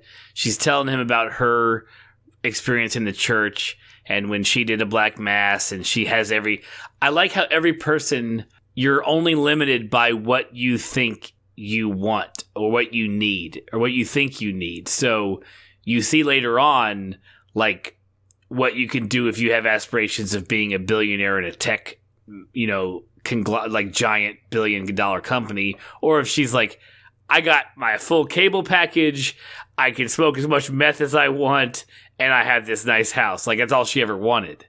I like that there was like this, you could have whatever you want, but if all you want is this, just all you're going to get. Yeah, but also those tech guys were already tech guys. Yeah, right. Like, and they did, and I think they made the joke about working for Elon. So it's not like they were remotely stupid in any way. It wasn't like they were like two jackasses that said, "Hey, I'm going to sell my soul so I can be the next Google." Like, they were already there. They just went, "I'm tired of making this other billionaire fucking billions of dollars, so I'm going to go sell my soul so I can go do that." Right? That housewife presented lady, has only ever wanted to be there. Like, she's like, I just want a nice house. I want the cable. Like, and it's funny because, like you were saying, you can see the two spectrums of like what people want, versus need and things like that. And yeah, you can get a devil worshiper out of someone who wants free cable for the rest of their life. Like, if that's right. The thing that fucking does it for them, like, that's why I've always been envious of like super happy people, because most of the time, like, when you see a super happy person, they really appreciate all the little shit in life. Like, they can see the dumbest fucking thing. And I shouldn't even phrase it that way. They can see something that I consider just like utterly dumb, and they're like, "Dude, did you see that fucking caterpillar? Like, it was scrunched up and then it was long and it was going so slow. That would suck to be a caterpillar." And they're like, just fucking bubbly about it. And you go, "I fucking hate you because you can find the blissful peace in everything. God damn you." Hey, don't forget that she gets to fuck Brad Pitt on Wednesdays and Ryan Reynolds on Fridays. Fridays, yeah. And apparently, the other guy's got Ryan Reynolds on Thursday. I know. Apparently, Ryan Reynolds gets passed around the Satanic Church a lot. Yeah. So, as she's going through Ryan this... Reynolds is one of those people that gay, straight, transgender, like, fluent upon the scale, most of the time Ryan Reynolds is going to be considered an attractive person. That's right. Like, you can not be into dudes and you go, nah, man, that's a good-looking fucking guy. Like, in no way, shape, or form am I going to say he's ugly. That's right. Like, I would do things to him. Yeah, it's funny that... Well, it's great because Ryan Reynolds, like, just based on his Twitter and the movies he does, you can tell that he just kind of has, like, a fucked-up joke personality a little bit. And the fact that he's just passed around as a human satanic sex doll is fucking hilarious. Yeah, I'm surprised I haven't seen any like major articles like if he's tweeted about this last episode at all. Did you see the one that he responded to like earlier this week or late last week? No. So I saw the article right before he even commented on it, and the picture in it looks a lot like Blake Lively taken in like a, not saying like an ugly photo, right? But it's not a photo like posed for a magazine cover, right? Like it was just some paparazzi snapped someone while she was out at the mall or some shit, right? But the tagline is, I think it was, I've been raped by over 30 ghosts, or I've slept with over 30 ghosts and like is now engaged to one or some shit like that. Mm-hmm. And this motherfucker, like 3 days later after this story had been tweeted about, like, I guess sees it and goes, yeah, dude, that kind of does look like fucking Blake. And so he like comments like, oh my God, this is how I find out. And it's just like, yes, dude, you thought the exact same thing everybody else in the world did. You thought that picture looked like your wife and she was banging ghosts. Like, you have a great sense of humor. Yeah, he's pretty perfect. He really is. What has he done wrong in Hollywood?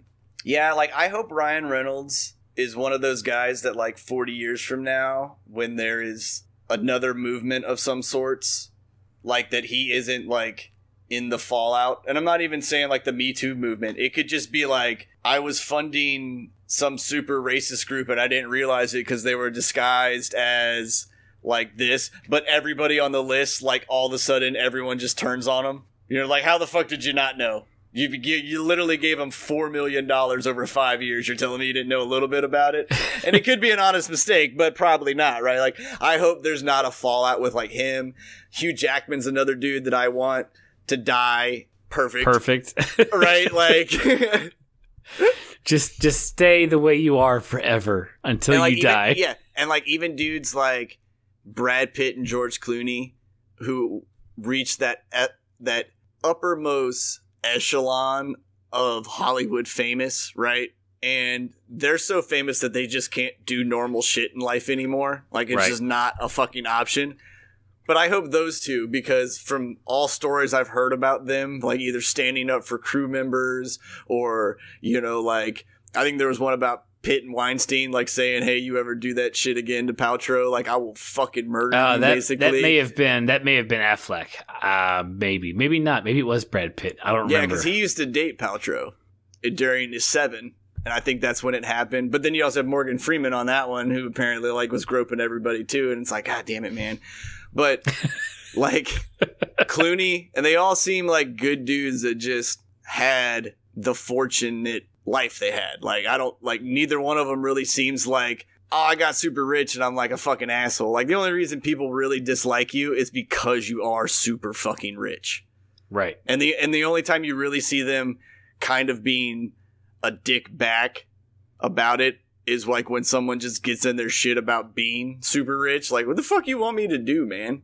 Right. You know, like, say no to money? Fuck you. Yeah, like, you know, like the fact that like movie stars and shit will wear like the same clothes, you know, 8 days in a row just to fuck with paparazzi. Like, to me, I go, hey man, you know what? If you're gonna live that lifestyle, like, that's the game you got to embrace.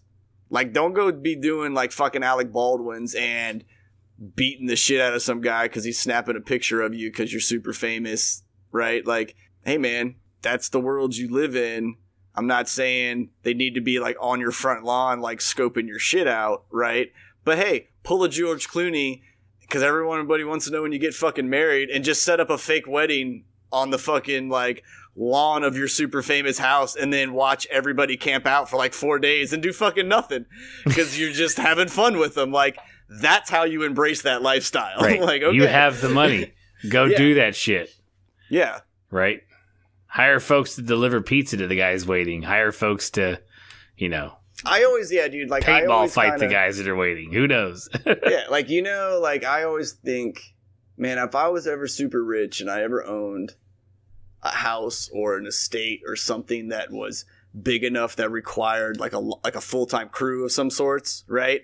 I'd be like, dude, every Friday it'd be like half day. I'd be like, you guys know the deal. Bring your whole family over. Like, we're swimming in this fucking pool that's literally the size of another house. Like, guest house is open. Like, I couldn't just be the dude that was like, hey, thanks for working at my house for a fucking week and peace out. Like, I could never do that. Like, it would be the weirdest fucking thing for me. I'd be like, bring the family over. Like, this is awkward for me. Like, they can actually just hang out today. And you know what? You don't even need to work. Like, the fact that you're cleaning my shit up is weird for me. I don't like that. Stop. I'll just pay you. I'm filthy rich. Have fun. Right. The punch bowls of Coke are in the back room with no kids. Like, Yeah. The room with the key, that's the grown-up section in the house. So you'll find the key hidden here. Right. If you can't figure that out, you don't belong back there. Yeah. So, okay. Okay, let's get back to this. I love how you and I, before this podcast, were like, dude, we're gonna roll through this so quickly. Yeah, I know. And you know what? I know we haven't talked much about the fucking episode because there's not a whole lot to talk about. We're halfway through. Don't worry, we're fine. Yeah, but I would rather sit here and shoot the shit for fucking 45 minutes and talking about sex doll fucking Ryan Reynolds and if I was rich, like any day of the week. I don't care. It's fine.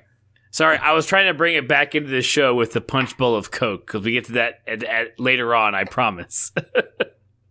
Yeah, that is as a large punch bowl of Coke. So while he's eating, and she's explaining how great her life is being in the Satanism and having done a black mass. She's talking about, we're just waiting for the Antichrist to come, and he tells her, well, you're waiting in vain. And she's like, why would you ever say that? Or something. And he goes, because I'm the one you're waiting for. And I love how she can turn like on a dime. Like she snatched the knife from the kitchen and she's like, you fucking blaspheme. And she like grabbed him. And he's like, and that's when he was kind of like in that like, okay, bitch, fuck it. Like, that's cool. If you're going to cut my throat, at least see me first. And so she pulls his hair aside and sees his mark of the beast. And then, like, all of a sudden, the knife drops and she's on her knees and she's like, oh, God, hail Satan, whatever, all that shit. So I liked how she just, like, flipped the switch to, like, I will fucking gut you for talking shit about Satan. Yeah, because didn't they also say, like, something like basically, like, she's like, oh, God, I could sense your evil or feel it or some shit, because I know the lady says it later when we meet the two rich guys, but also in the church, like somebody says something about like his aura, basically like, holy shit, he's not fucking kidding, because like when everybody bows down and starts saying like hail Satan, like it's not because he dropped the mark to the group. Like, yeah, to the one lady, she bought in on it, but everyone else was like, yeah, I mean, I could get a weird case of ringworm too, so. Yeah, right. But then I think the priestess was like, no, he's telling the deal, like, I can see it coming, like, off of him. Like, they can. I don't know who said that. I don't know if it happened at the beginning here, but you're right. Somebody does mention that later on, but. Because I know when he demonstrates at the tech facility, the young lady that was giving a blowjob, she senses it and is like, don't fucking, he's the real deal.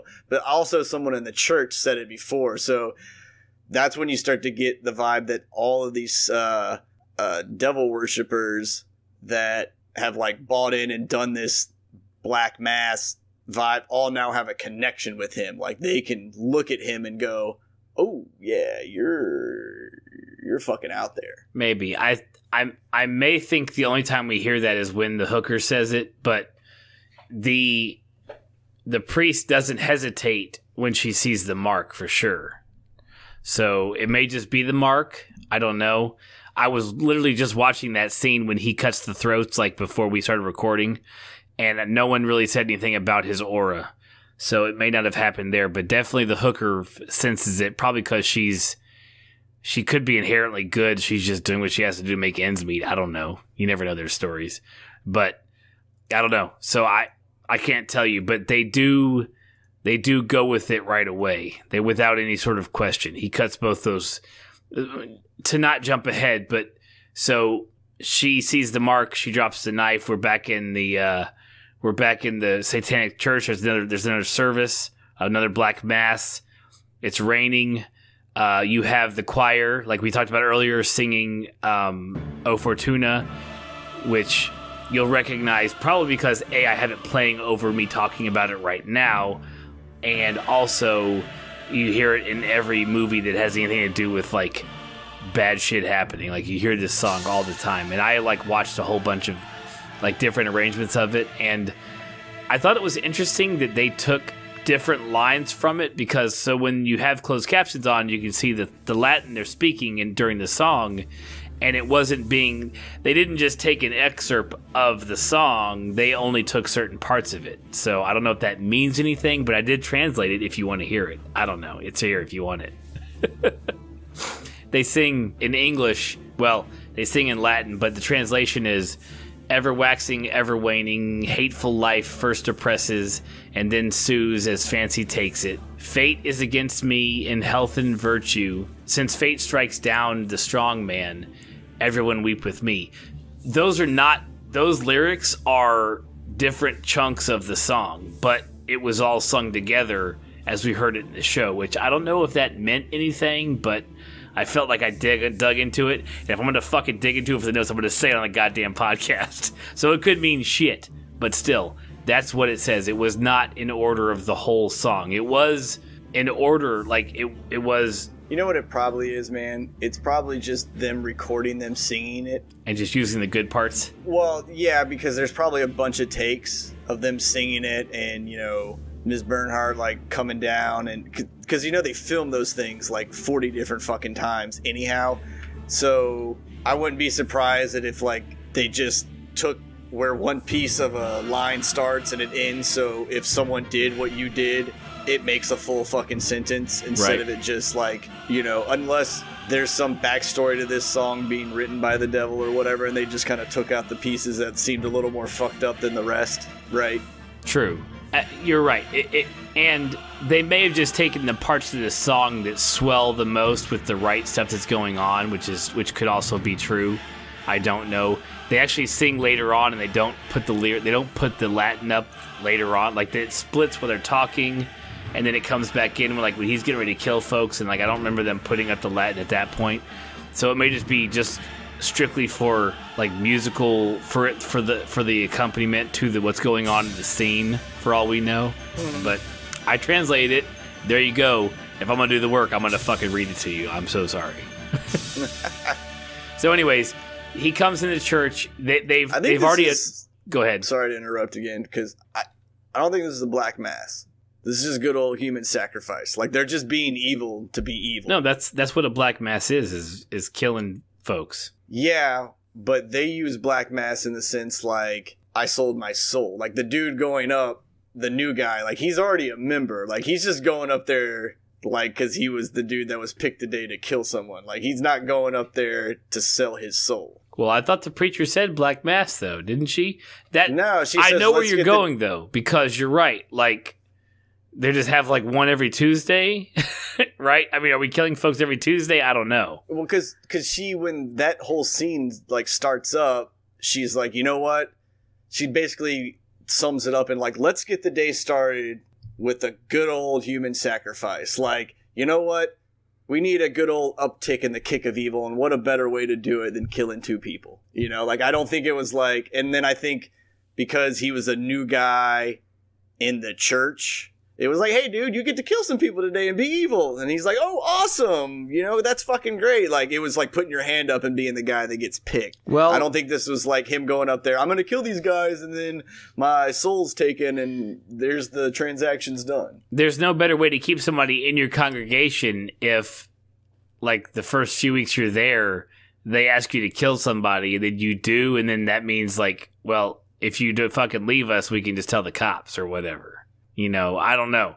But I thought they called it a black mask. I could be a black mask, but I could be wrong. But who knows? I mean, I don't know. I could be wrong. I thought that she called it a black mask. I wrote black mask in my notes, but I could have just like called it a black mask just because they were killing folks, and that's when. But you're right. Why would they let like a brand new guy sell his soul before somebody else who'd been a seasoned member?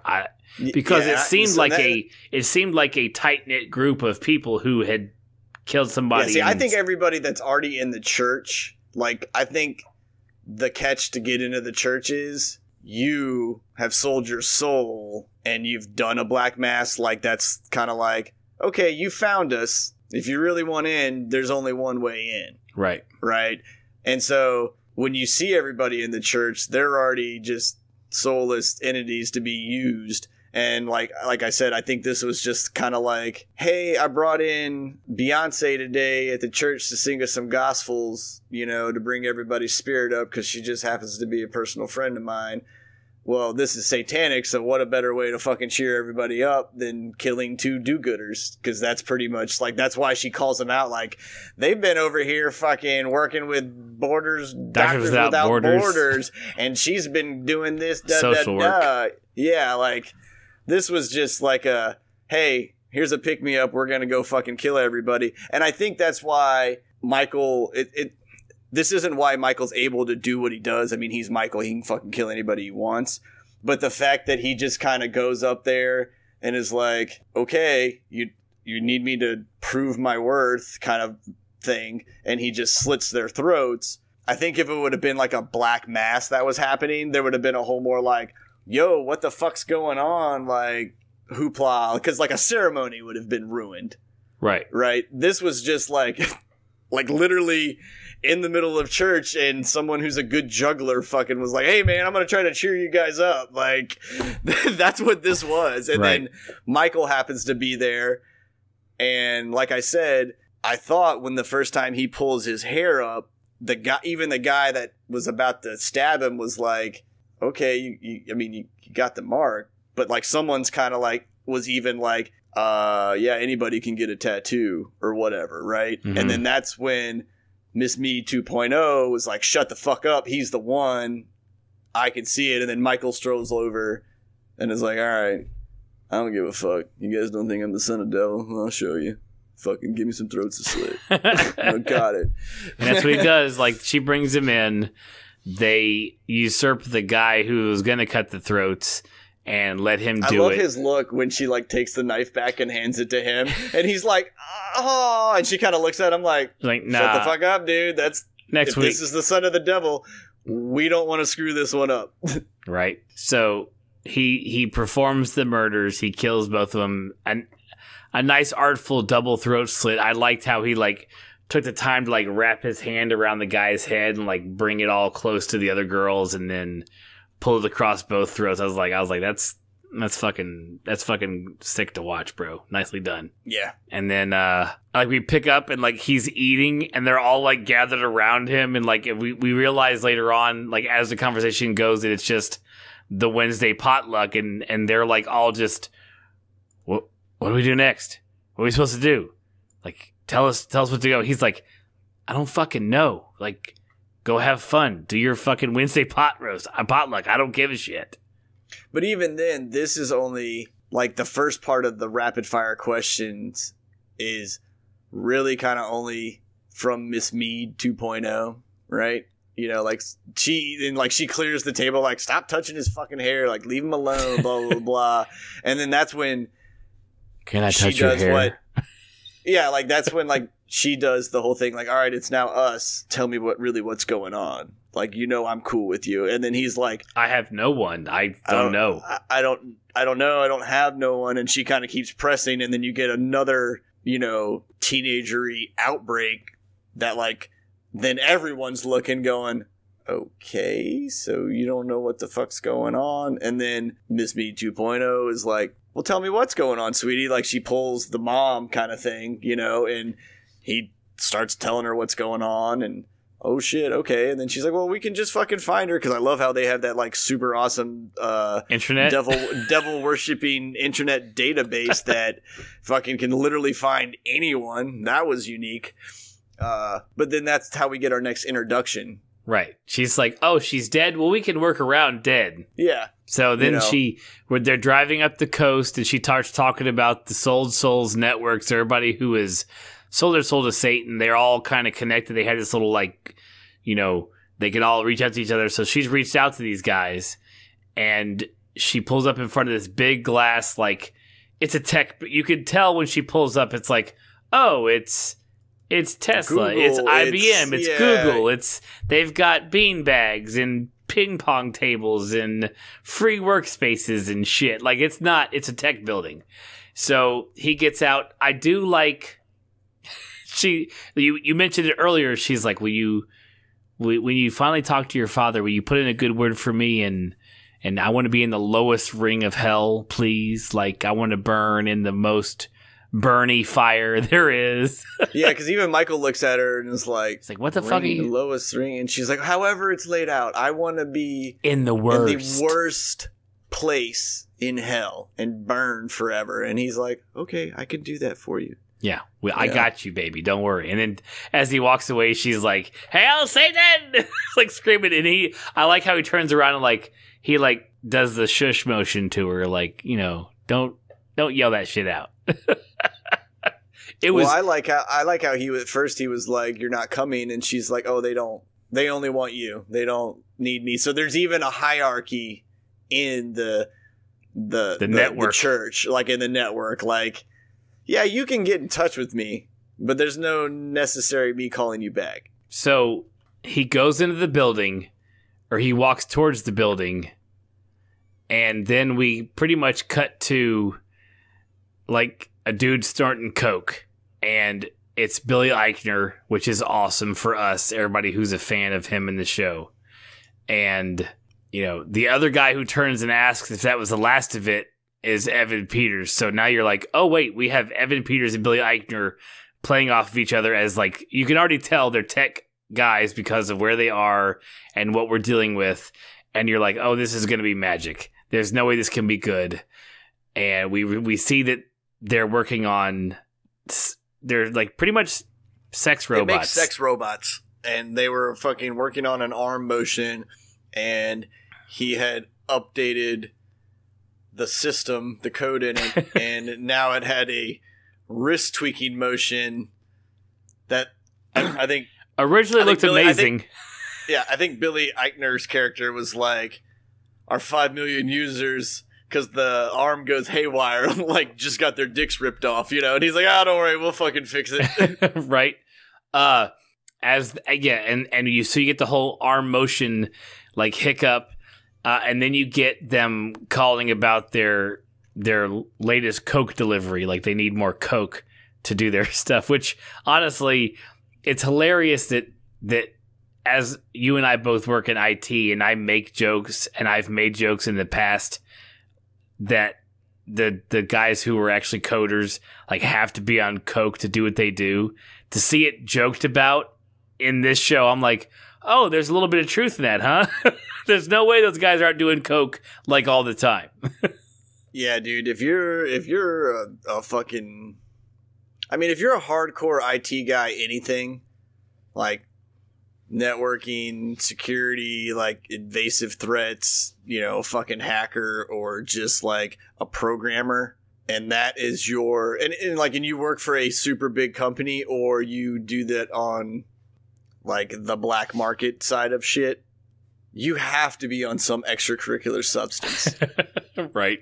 Whether it's cocaine, fucking Adderall, like weed to wind you down or something, man. Like, because the people that do that type of like coding are just all wired a really fucking weird way. It's like, yes, it's like too tight, but also not tight enough in certain areas, right? Like, it's like everything in this one specific pipeline was wound to maximum potential, and everything else was wound pretty good, but then there's like a couple crazy outliers that just weren't wound at all, and you're like, dude, you are and that's why he does 20 pounds of fucking cocaine to stay up for his 120-hour week of coding, you know, like, it's like, god damn, dude, like, but I mean, even people that are like writers of books, you know, like Bukowski or whatever, like,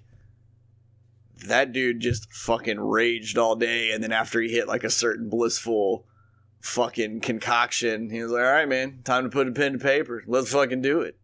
Right? Like, sometimes that's how like programmers and shit are.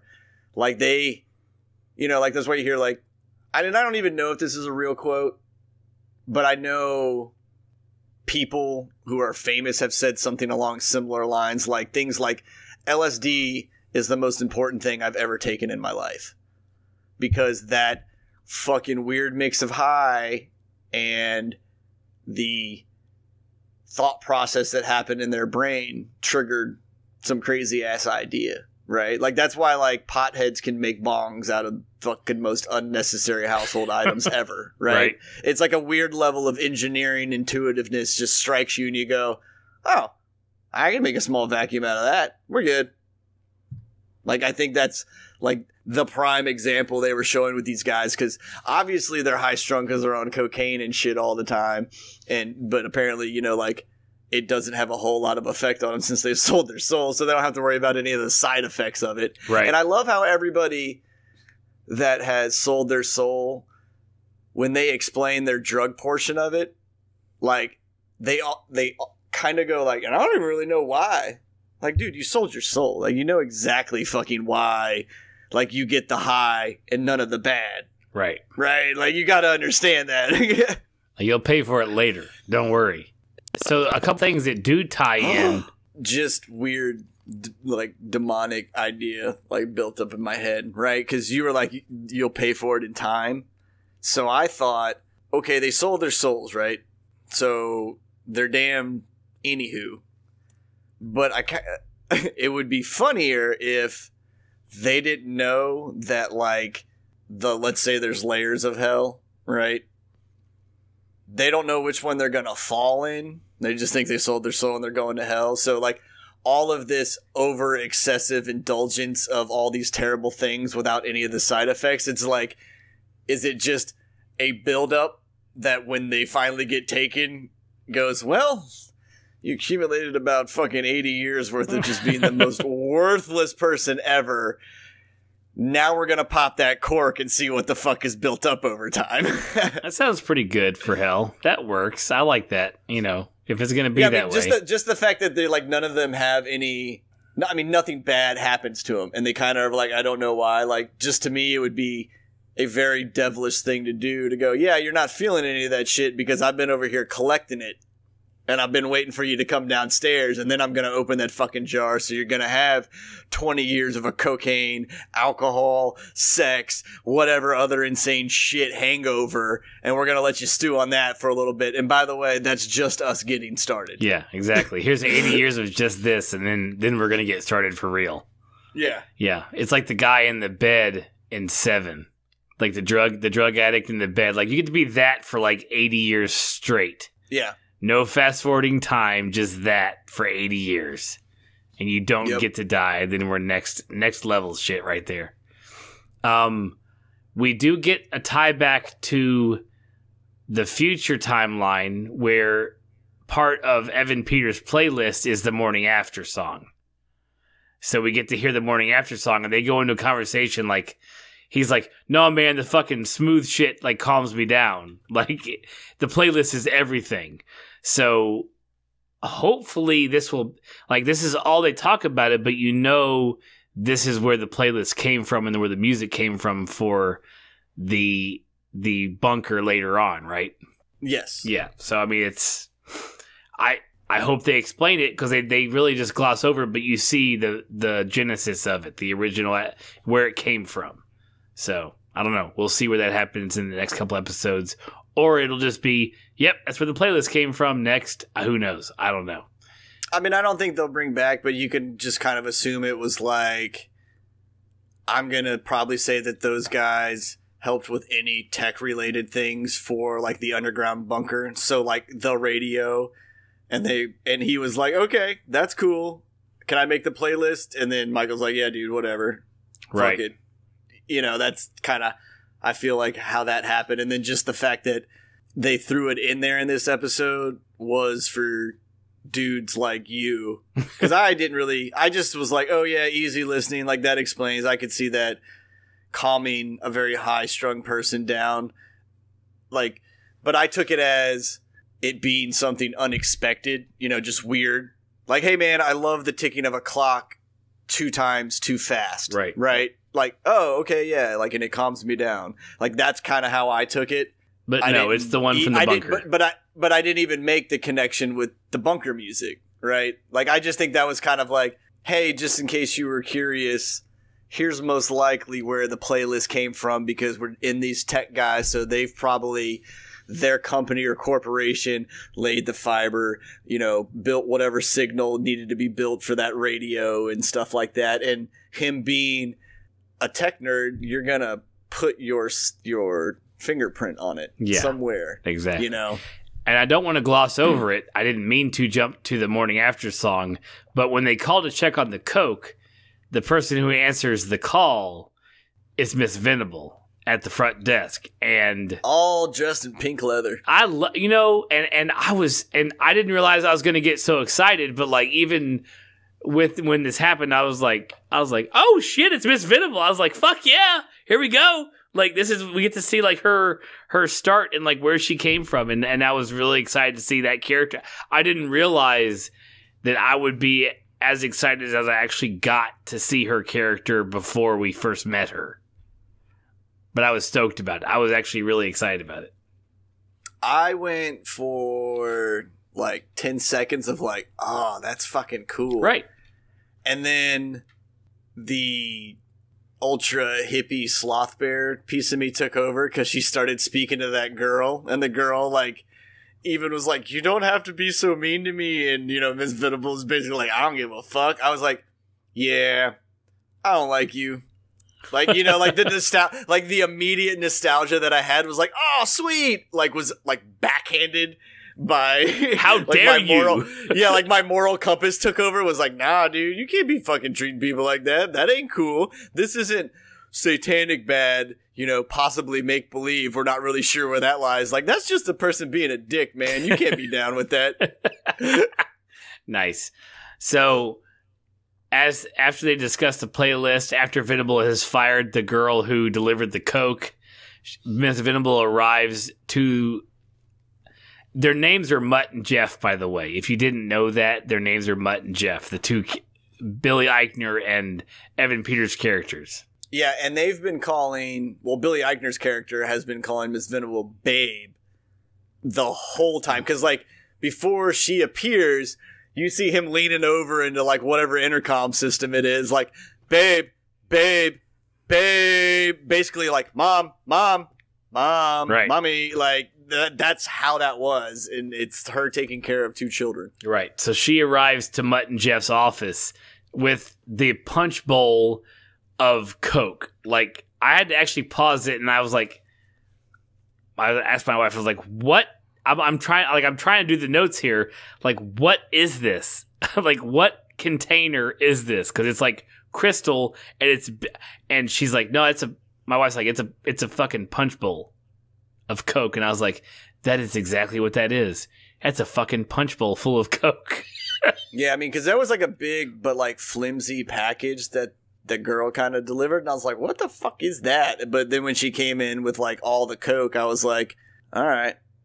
Yeah, that makes perfect sense what that package was. That now it looks exactly what a Hollywood Coke package would look like. Right. You dump it from its you know, Ziploc containers into the punch bowl, and you bring it to me in the punch bowl, not in the Ziploc baggies, damn it. I'd be a Ziploc baggie guy. Yeah, you would. I know you would. It's okay. We're not rich tech conglomerates either. So I just feel like the little bit of OCD I have would be like, nah, don't break my grams up into like one big fucking mess. Like I need like 8 gram bags or whatever. Like that's how I need it. Well, and then I also need a trash can because I'm going to immediately throw away every one of these fucking plastic bags that I now have like 9,000 of them because I can't get past the big mess. Yeah, well, and as the Coke arrives, Billy Eichner like pushes away from the table, and that's when you get the hooker who's like, "Hey, I was still working." Like, so she was blowing him like while he was waiting on his Coke. I love his response. Like, "Oh, sorry, I forgot." Right. What the fuck, man? Like, dude, I lost it. How high are you that you forgot you were getting a blowjob? Or how much of a common occurrence is that at your overindulgence now that you are so desensitized that like your random 10 a.m. like a blowjob just should be happening while you're like doing whatever the fuck it is you're doing. Right. And then on top of that, when they get to the punch bowl, like Evan Peters like takes the ladle and like ladles it to his nose. Not like a line, not like, at least he didn't like dip his head directly into the bowl, but he ladled it right to his fucking nose. Yeah, he fucking did. I almost forgot about that. That's right. He was just right up to his nose. I will say I watched in this scene when they pan away, like after Miss Venable's like done talking to him and it says, "Hey, by the way, don't call me babe anymore." Right. Either they CGI'd white powder going up both their noses, or like they were actually snorting whatever it is that they do in Hollywood to make it look like they're like whatever it is they do. Because I specifically remember looking at his nose. I was like, I'm just curious if this is all like CGI'd powder or Coke or whatever. But like you could actually see it going up, and I was like, well, either they really took the time to fucking CGI the shit going into his nose. I mean, they got the budget, probably could. I was like, or he was just snorting whatever, like, Hollywood Coke substance shit. Like, but even then, I'm like, what would anybody want to snort up their nose that doesn't get them high? Because that's like one of the most uncomfortable fucking feelings ever. Like, nothing getting snorted up your nose, like, really feels good. It's the after effect that you're like, yeah, all right, I'll tolerate that beginning shit, because this makes me feel fucking great.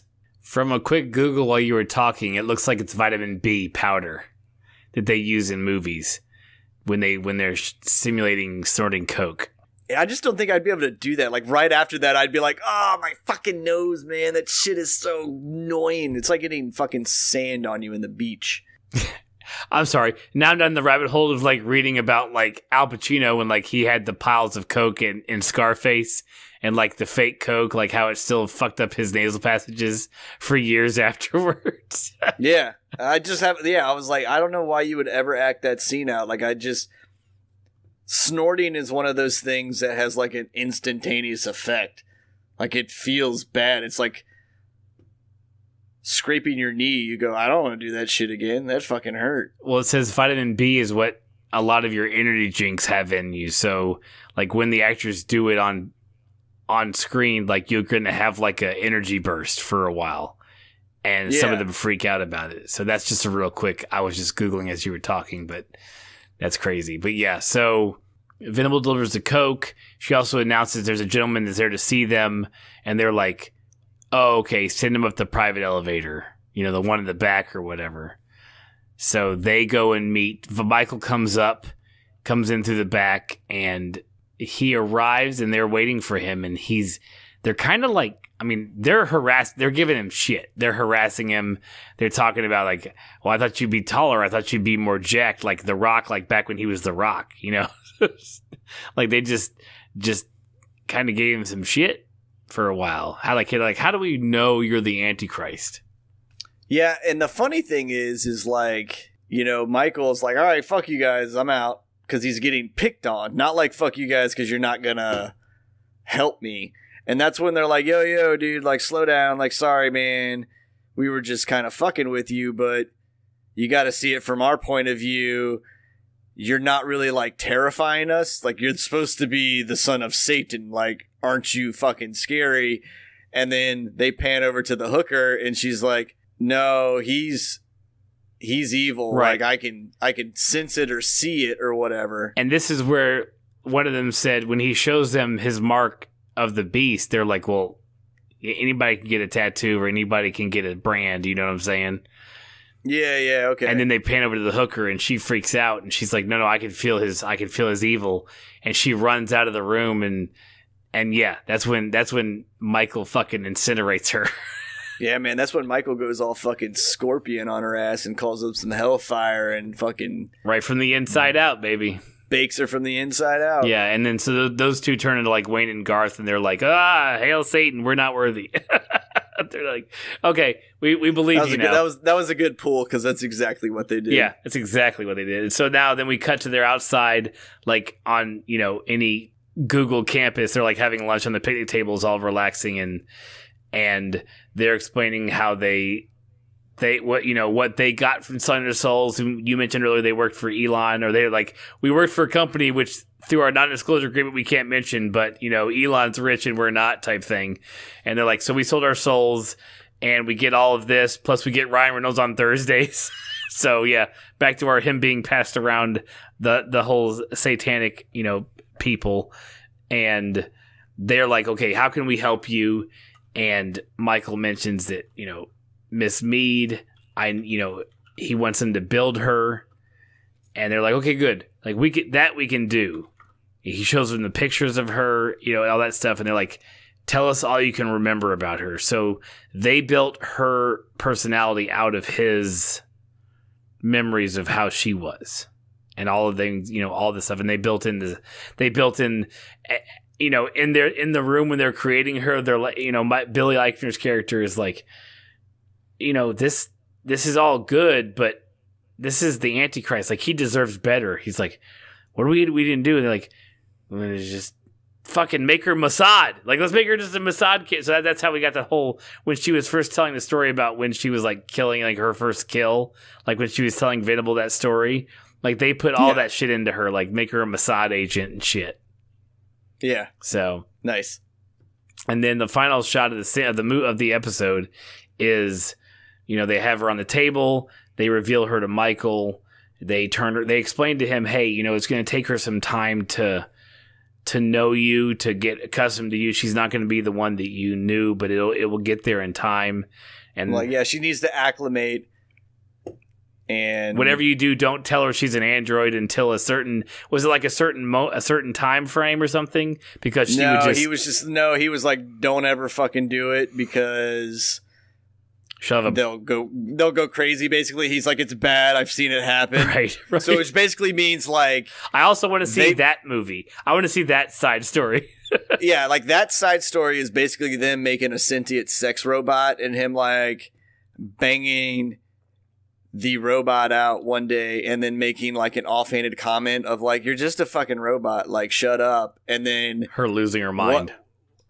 Well, even assuming it's a her, like at this point, God knows what kind of crazy, like it could just be a humanoid thing with holes in every fucking conceivable way. Like, the fact that a dude was getting a blowjob under the table and had no notice of it, like he's going to need some really weird sex shit happening. And that's why I just imagine some freaky, like, vagina, butthole, mouth, weird thing, like, just all kind of built together. And that's all it is. Gross. Yeah, it's totally disgusting. Disgusting at all. Well, but like, that side story, I feel like if they did it, they would have to do it as, like, a weird science kind of vibe.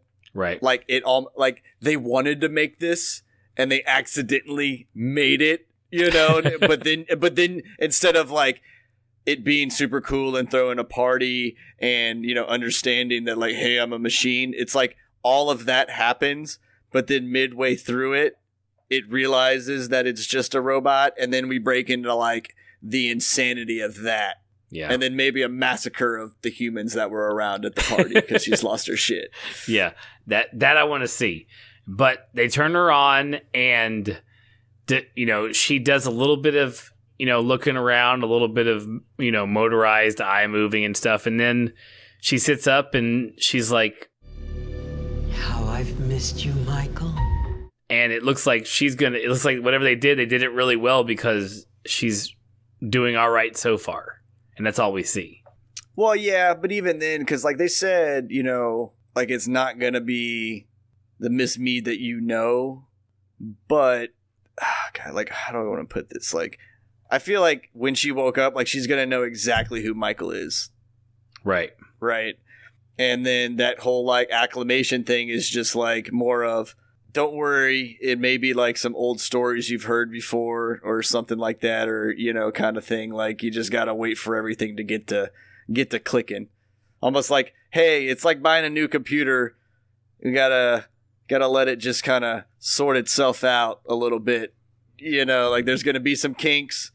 You'll figure it out. It'll go away. And then all of a sudden everything will start running smoothly, like you remember, you know, kind of thing. But the fact that she woke up and, like, noticed him right away also now tells you that Michael plants his 2 sleeper agents in the whole mix of shit too. Right.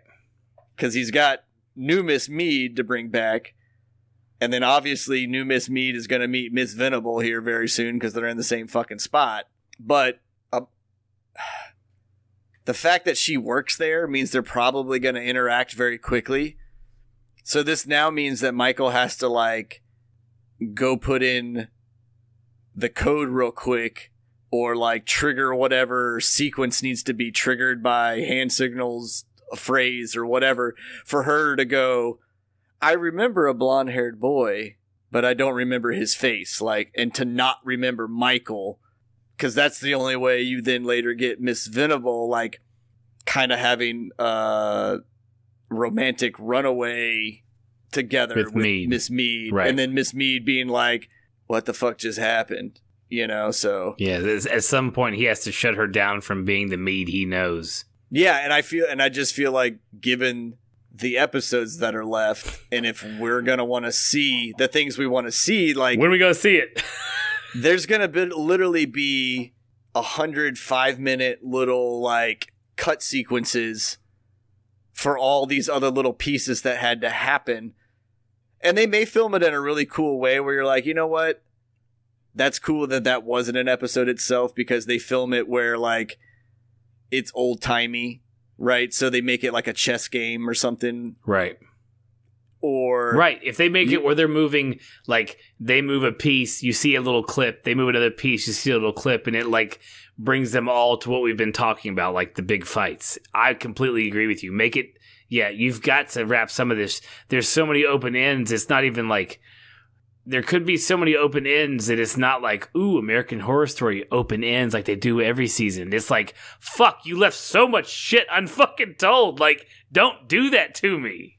Yeah, I mean, quite honestly, I almost forgot that, like, we already started off with Michael kind of killing everybody. Because when Miss Mead comes, or not Miss Mead, Cordelia, you know, is at the, like, stakes with him, and she's like, hey, I'll help you out, blah, blah, blah, blah. I almost thought this was going to be one of these things now where, you know, Michael says no and they have their fight, but she defeats him, you know, or the team of witches, however, like, defeats him, and then her flashback, her premonition actually never happens. But then I was like, no, wait, everybody's already dead, you know, so that has to happen. And I feel like, again, the only way you can wrap up some of this stuff, or at least make it a piece that falls in line for the last episode, is to now have multiple people with, like, frames on the screen seeing both sides doing shit. You know what I'm saying? Like, it's because I didn't even put the whole Miss Venable and Mrs. Mead robot thing, like, together until just now. Like, those are Michael's sleeper agents, and it's just funny that the witches are there. I mean, I know it's fate or whatever, or Cordelia knew about those things, so she just put them in one. It's just kind of funny now that when you think about it, her sleeper cell and Michael's sleeper cell are in the same spot. True. So far, coincidentally. Right. Because if it wasn't coincidence, I don't think Michael would have been so surprised by there being a witch. True. You know, so it's like, now you're going, okay, this is what, like, the Ex Machina, like, just the fucking God event that has to happen. Like, that was the one leap of faith everyone has to take now, that the sleeper cells wound up in the same spot. You know, The only way that could have happened was divine intervention. So, it's man, this... There's so much left that I'd like to know because you're telling such a compelling story, and I don't think you have enough time in 2 TV hours. Even if you stretch it to that 49, 50-minute mark and you go over the hour, you know, with commercials, like, I don't know if you have enough time to tell me at least enough to satiate me at the end of this. I already love your story. I just want to see the rest of it. Yeah, like, I want the story to end the way the season started, and then I think the only way you can end it is if you give me something on physical action level as, like, episodes, 3 and 4 or 4 and 5, something like that. Right. You know, I just don't see how you can really do it in 2 episodes. Yeah, it's gonna be rough.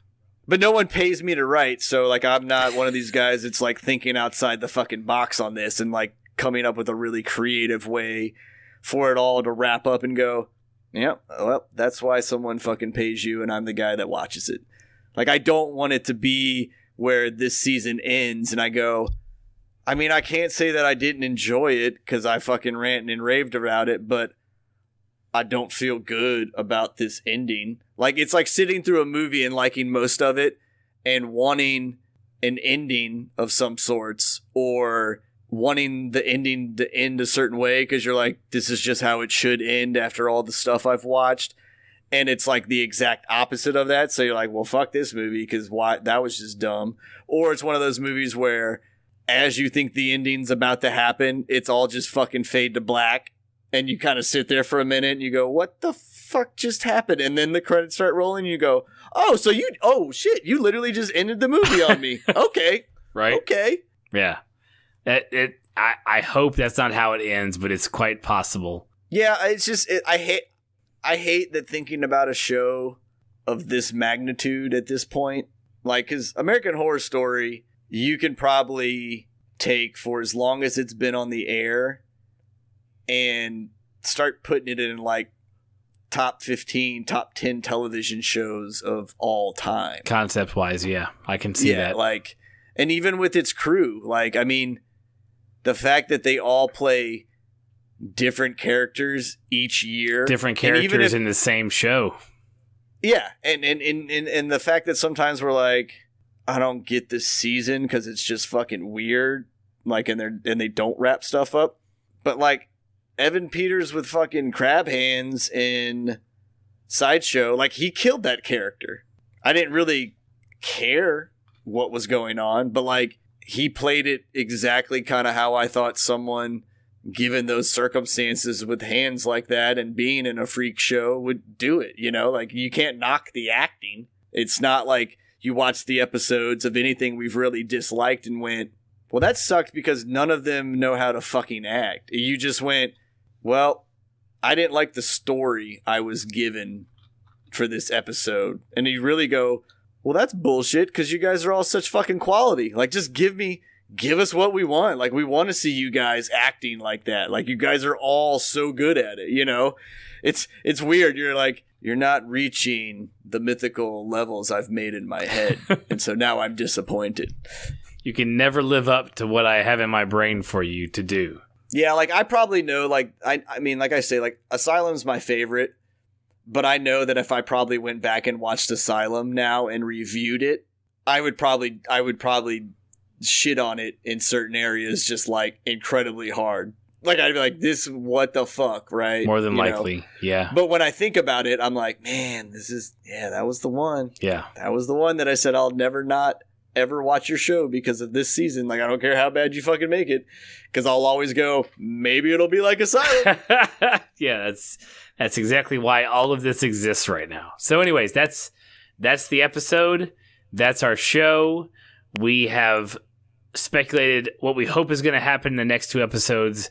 None of that or all of that could happen. We will find out, and we will be here to review it for you this coming week and the next week. Make sure you check us out, like we said earlier, at twodadsreview.com on Twitter. Check it, or let's see, at twodadsreview on Twitter, twodadsreview.com online, Facebook, look for us there, YouTube, you can search for us there. You can find us in all the great places to listen to podcasts, and we will be back next week with our review of episode 9, and we will see what they decide to tell us in this episode.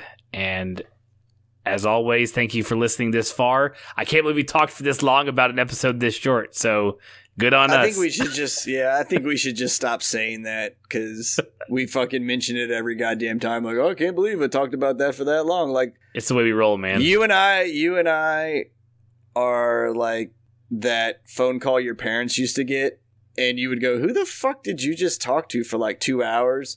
Because you don't ever see your parents do things like that. Like, that's what, if phones were still used like that, but the fact that everyone can instantly kind of connect, real quick. Like, but that's where we're at. Like, you and I will always just have a long conversation. Like, we could run into each other at Aldi, and then the next thing you know, like, we're walking down the aisle, and you could already have all your shit, but you just helped me put like 3/4 of my fucking groceries in my bag, and you went, what the fuck am I doing? I'm like, I don't know, man. Stop talking to me. I'm gonna keep talking to you until you leave. Like, if you're here, you're here.